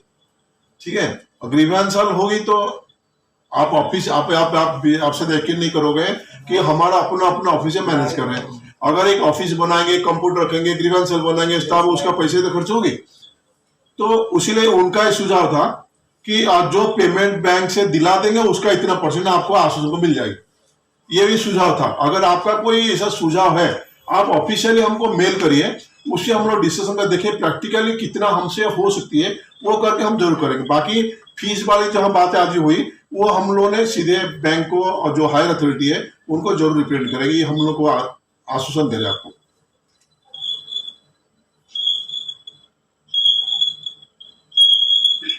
किसी और मैं हमारे मेंबर से कुछ पूछ रहा हूँ, कोई टेक्निकल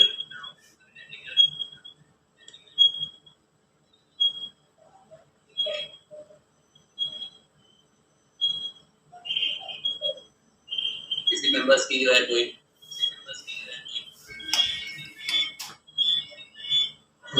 सिस्टम से एक सवाल है कि बैंकर्स का जो तय है कि भाई 1 करोड़ के ऊपर वो वैल्यूएशन लगे, ऐसे केसेस को देखा ये गया है कि उसका डिफरेंस दोनों वैल्यूएशन में आपस में डिफरेंस 5 to 15% मैक्सिमम हो सकता है। लेकिन देखा ये गया है कि वैल्यूएशन कभी एक किसी के नहीं हो पाते हैं। उस केसेस में क्या होता है कि बहुत डिफरेंस हो जाता है दोनों वैल्यूएशन रिपोर्ट में। तो मैं चाहता हूँ कि ये कहूँगा कि सर हम लोग कैसे मैनेज करें। मेरा तो सुझाव है कि हम लोग आपस में पहले बात कर लिया करें, भाई आप दे रहे हो क्या है, एक स्टूडेंट पार्टिसिपेट हो जाए। होता क्या कि मैंने किसी वैल्यूएशन करोड़ दे, उसकी जगह की कीमत दूसरे वैल्यूअर ने 2.5 करोड़ दे दी, तो बैंक तो कहती है भाई 10-15% तक आपका क्या कहते हैं वेरिएशन मान्य है। अब उसमें क्या है कि इंटीग्रिटी दोनों की डाउटफुल हो जाती है, हमारा तो ये हो जाता है भाई आपने कम निकाली, और दूसरे वैल्यूअर का ये आ जाता है कि साहब आप पार्टी से मिलके आपने ज्यादा निकाल दी। तो इसकी रेमेडी क्या है सर? मैं थोड़ा सा बस पूछना चाहूंगा कि ये अपन को जरूर एक दूसरे से कंसर्न करके, एक दूसरे से सलाह करके तब बैंकों में वैल्यूएशन देनी चाहिए। इसमें मैं सुझाव जरूर चाहूंगा आदरणीय दास सर से या उपाध्याय जी इसमें कोई सलाह दें, क्योंकि ये बहुत बड़ी प्रॉब्लम कई जगह फेस करने में आती है। मेरा अपना सोचना है, ऐसा आप लोग बड़े लोग हैं। ये तो ऑफ द रिकॉर्ड वाली बात होगी। अगर कोई वैल्यू हमें दो इंडिपेंडेंट वैल्यू से बैंक रिपोर्ट मांगती है तो इसलिए वो अगर दोनों को बता देगा कौन कौन करा तो ही सही है, नहीं। लेकिन आप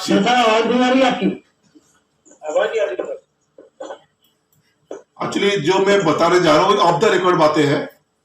अगर कोई बड़ी प्रॉपर्टी वैल्यूएशन आप कर रहे हैं तो आप बैंक से पूछ सकते हैं भैया दूसरा वैल्यूअर कौन है, तो आप उनसे बात कर लें।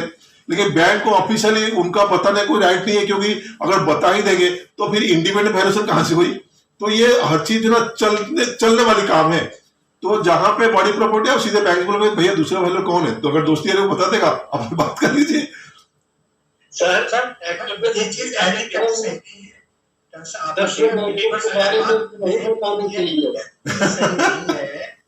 क्योंकि इंडिपेंडेंस लेने का वही कह रहा था, ऑफ द रिकॉर्ड बात है ये ऑफ द रिकॉर्ड बात है, ऑफ द रिकॉर्ड बात है। लेकिन एक बड़ी प्रॉब्लम है उस केस में वो तीसरा लेंगे। नहीं, तीसरा लेने से वैल्यू फीस के ऊपर वाली बात पड़ेगी। रूल सर यही है, इसमें रूल सर यही है कि अगर डिफरेंस 20% से ज्यादा है तो तीसरा ओपिनियन लिया जाए।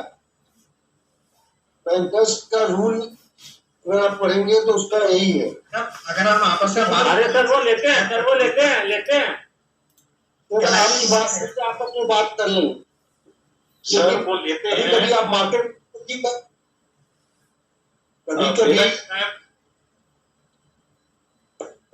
मार्केट है। हाँ बताइए, आप ही बोलिए।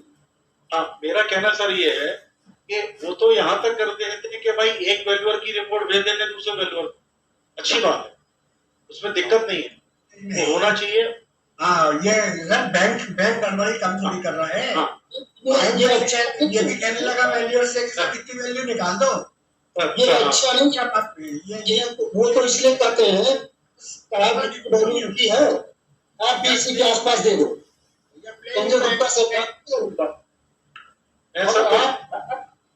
आप जब निकालने गए तो आपको वैल्यू नहीं मिल गई। आप जब निकालने गए, एक सिंपल सा एग्जाम्पल लीजिए। अभी ये केस जल्दी मेरे पास ऐसा हुआ था। इलाहाबाद बैंक का प्रॉपर्टी किसी बैंक की वैल्यू निकाल दी। अब जिस हिसाब से लोग बैंक ने उस बैंक को उसके बाद सेकंड वैल्यूएशन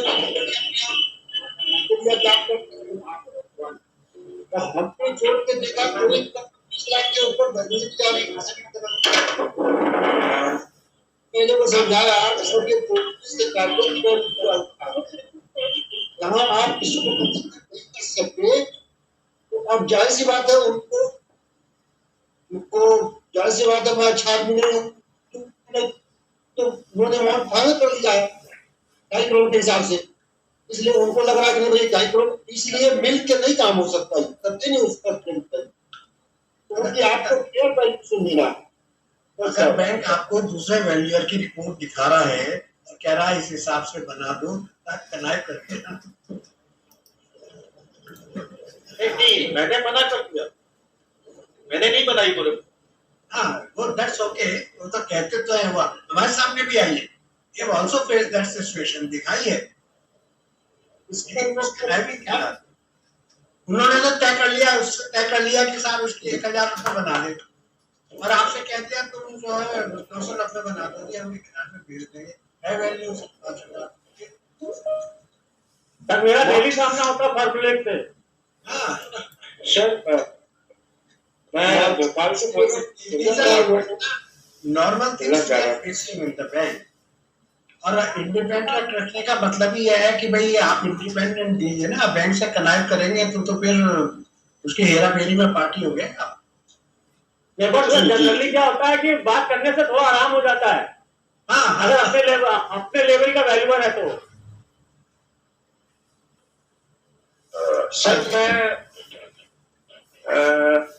सर मैं कुछ बोलना चाह रहा था। सुनील पांडे फ्रॉम भोपाल, मध्य प्रदेश।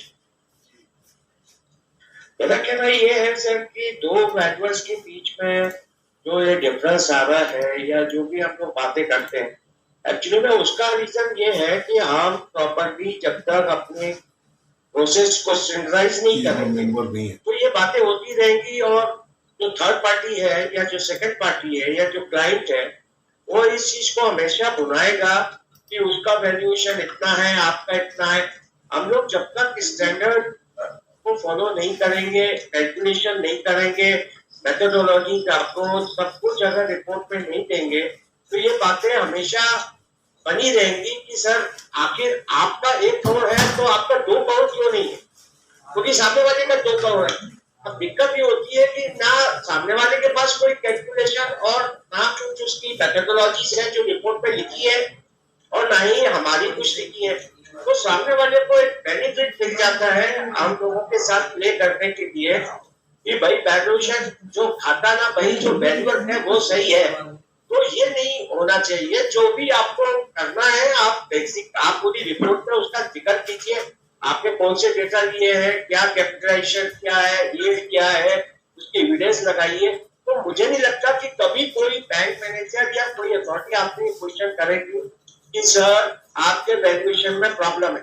आपका वैल्यूएशन में प्रॉब्लम तभी क्रिएट होता है कि उसकी 1 करोड़ आपकी 1.5 करोड़ क्यों, क्योंकि हम लोग कैलकुलेशन और मेथोडोलॉजी और रिपोर्टिंग तो बहुत ही पुअर है सर। आप हमने भी जैसे हम लोग यहाँ पर कह रहे हैं तो रिपोर्टिंग स्टैंडर्ड चाहिए। अगर आप कोई कैलकुलेशन या फॉर्मूली लगा रहे हैं तो वो फॉर्मूली तो सीए भी लगा लेगा। आप टेक्निकल इसलिए हैं कि आपकी ओपिनियन चाहिए, आप different you work on a different parameters at all.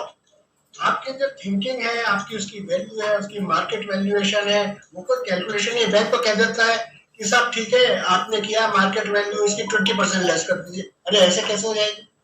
आप 20% फार्मूला नहीं लगा सकते, कोई आप फिक्स फार्मूला नहीं लगा सकते, उसकी हेल्प ले सकते हैं आप कोई, लेकिन आप फिक्स फार्मूले नहीं लगा सकते।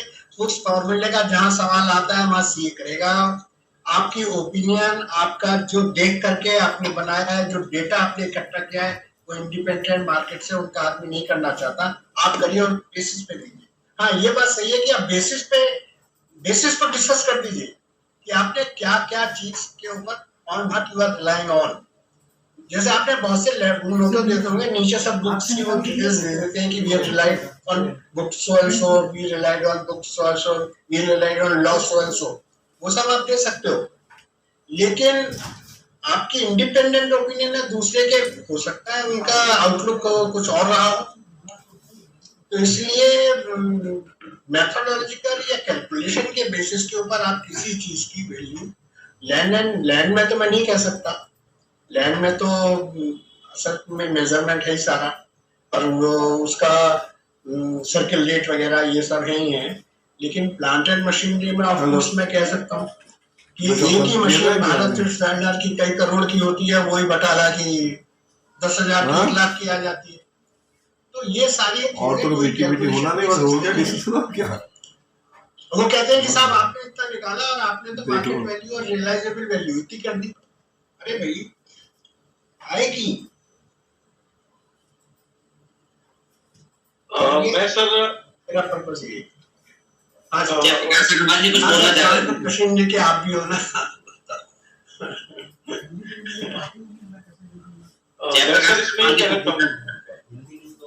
जयप्रकाश अग्रवाल जी, जेपी अग्रवाल सर।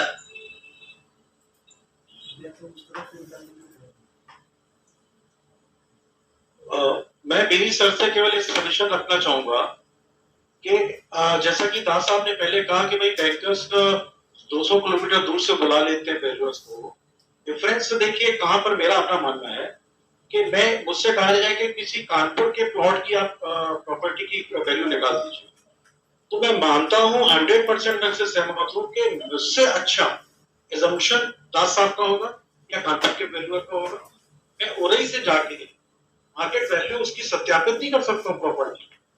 सर वही होगा जो हो रहा है हमारे साइड पे, वो पूछेंगे कि मीरापुर का सर्किल रेट आप बता दो, कोई उस पर डाल दो, फोरम पे हमारे ग्रुप पे डाल दीजिए, एक ग्रुप पे एक दूसरे से पूछते रहेंगे। यही तो हो रहा है। ये सर वो भी होगा। तो मेरा मानना है कि निश्चित है कि जो लोकल का है, कानपुर के हमारे अथॉरिटी वैल्यूअर्स जो हैं वो बेटर कर सकते हैं कानपुर के लिए, अन्यथा दूसरी जगह के वैल्यू, क्योंकि उनको ये नहीं पता कि यहाँ का मार्केट रेट क्या है। मैं झांसी चला गया, लोकल मार्केट अलग डिपेंड करता है, दिल्ली का मार्केट का रेट अलग होगा, बॉम्बे का अलग होगा, लखनऊ का अलग होगा, मार्केट के बेसिस पे आप कर रहे हो। और मैं वही बैठ के दिल्ली की वैल्यूएशन प्रॉपर्ली नहीं कर सकता। और ये सरकार फैक्ट्री को बेचते हैं तो बॉम्बे के पेपर में थोड़ी एडवर्टाइज देते हैं। नो एडवर्टाइजमेंट इन बॉम्बे पेपर। नहीं, उसके बाद क्या है, ऐसा कि हर जगह के लॉ अलग अलग है। कहीं पर से जो है मतलब कि भाई रजिस्ट्री भाई एक जगह से उसमें नगर निगम पालिका का भी कॉस्ट उसमें जो है ब्यूरोक्रेशन का भी इंक्लूड हो जाता है। जैसे दिल्ली में आप जो है मतलब भोपाल में जाएंगे सर तो वो पूरा रजिस्ट्री चार्जेस होता है, जिसमें आपकी लीगल चार्जेस भी सारे इंक्लूड हो जाते हैं रजिस्टर्ड मॉर्गेज की तरह। अब मध्य प्रदेश का जो लॉ है बिल्कुल अलग है। तो प्रॉपर्टी जो है मतलब कि भाई सर्कमस्टांसेस भी स्टेट वाइज सब चीज अलग अलग होती है। तो हमारे ख्याल से भाई ये ज्यादा ये प्रैक्टिस अच्छी नहीं कही जाएगी। हाँ, ये अच्छा नहीं है। भी कर रहे हैं तो सर वो क्या कर सकते हैं, हर आदमी का विवेक है। बैंक्स की मर्जी है ना, वो कोई और लॉ रिजर्व की एडवाइस भी नहीं मानते हैं, वो तो अपने डिक्टेटरशिप चाहते हैं ना। वो कहते हैं कि हमारी मर्जी है, हम ये करेंगे। वो अपना वो कौन छोड़ना चाहता है लेवल की, क्या कहना चाहिए वो ध्यान दिल्ली में सर लाल डोरा कॉन्सेप्ट है। लाल डोरा की प्रॉपर्टी का लॉ अलग से गवर्न करती है। आप जो नॉर्मल देखेंगे वो अलग करती है। दिल्ली के वैल्यूअर्स ज्यादा विस्तृत रूप से समझ सकते हैं। ये तो ये चीजें हैं, क्या कह सकते हैं, हर आदमी का अपना विवेक है, कहाँ तक है कर सकते हैं। करेक्ट। आप ये देख लीजिए, सबसे प्रेशियस मेटल माना जाता है गोल्ड। गोल्ड का वैल्यू मेरठ में क्या है, गोल्ड का वैल्यू बॉम्बे में क्या है, गोल्ड का वैल्यू कानपुर में क्या है, सब जगह वेरी कर रहा है ना। जबकि इंटरनेशनल प्राइसेस चल रही है वहाँ, फिर भी वेरी। प्रॉब्लम तो ये है कि सर जो है लैंड एंड बिल्डिंग के वैल्यूअर्स अब प्लांट मशीनरी की वैल्यूएशन कर रहे हैं और प्लांट मशीनरी वाले लैंड बिल्डिंग भी कर रहे हैं। हाँ, ये गलत है। ये हम लोगों को अपने आप को रेस्ट्रिक्ट करना पड़ेगा। हम नॉन एथिकल वर्क हो रहा है सारा, अब बैंक भी प्रमोट कर रहे हैं इस चीज को, तो we have to bring it to highlight. इस डिस्कशन में सर ये चीज हुई है, दास साहब कर भी रहे थे पर अभी उसमें हो नहीं पाया है। वो आईबीए को इन्वॉल्व कर रहे थे पर वो चीज हो नहीं पा रही है अभी तक, कि वो एक सिंगल बॉडी हो जो वैल्यूअर्स को रखे और रूल्स बनाए उनके लिए। कि मैं क्यों मेरठ वाला लखनऊ से क्यों बुला रहा है, हमें तो बुलाया था।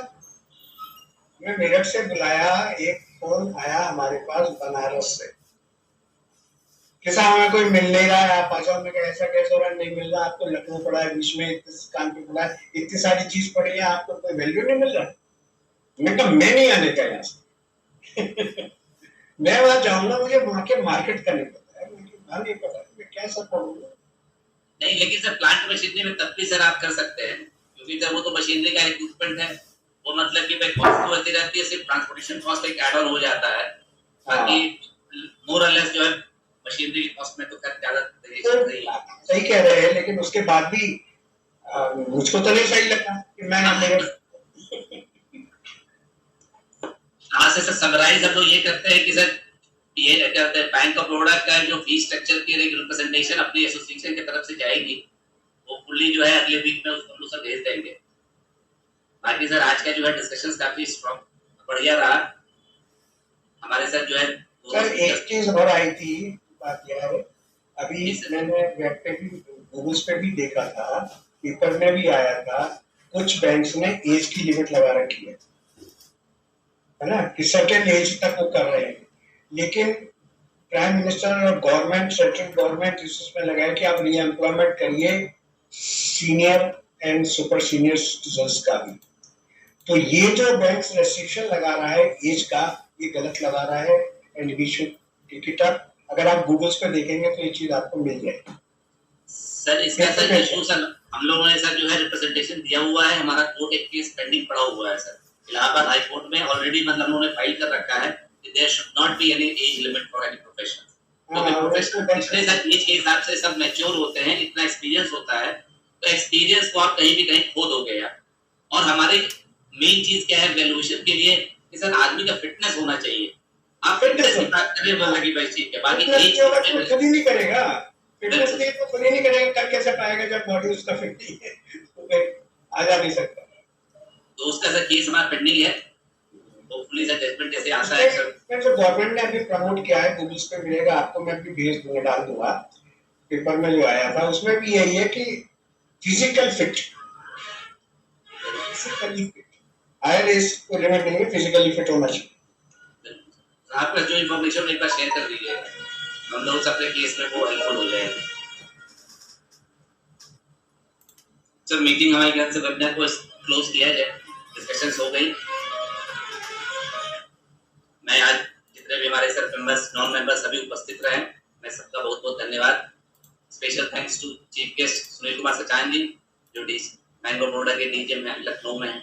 बहुत बहुत धन्यवाद उनका कि वो अपना कीमती समय निकाल करके हम लोगों के बीच अपने विचार भी रखे और हम लोगों के डिस्कशंस को भी उन्होंने सुना और सराहा भी। स्पेशल थैंक्स टू हमारे जो दो स्पीकर्स थे सतीश चंद्र डोगरा जी और प्रभात श्रीवास्तव जी, मैं उनका भी बहुत बहुत धन्यवाद और आभार व्यक्त करता हूँ। हमारे सारे श्रोतागण, हमारे सारे मेंबर्स, सबका बहुत बहुत धन्यवाद और special thanks. Thank you sir, thank you, thank you. हमारे जो है दास साहब प्रेसिडेंट एस दास जी का उनका भी बहुत बहुत धन्यवाद। Thank you sir. Thank you.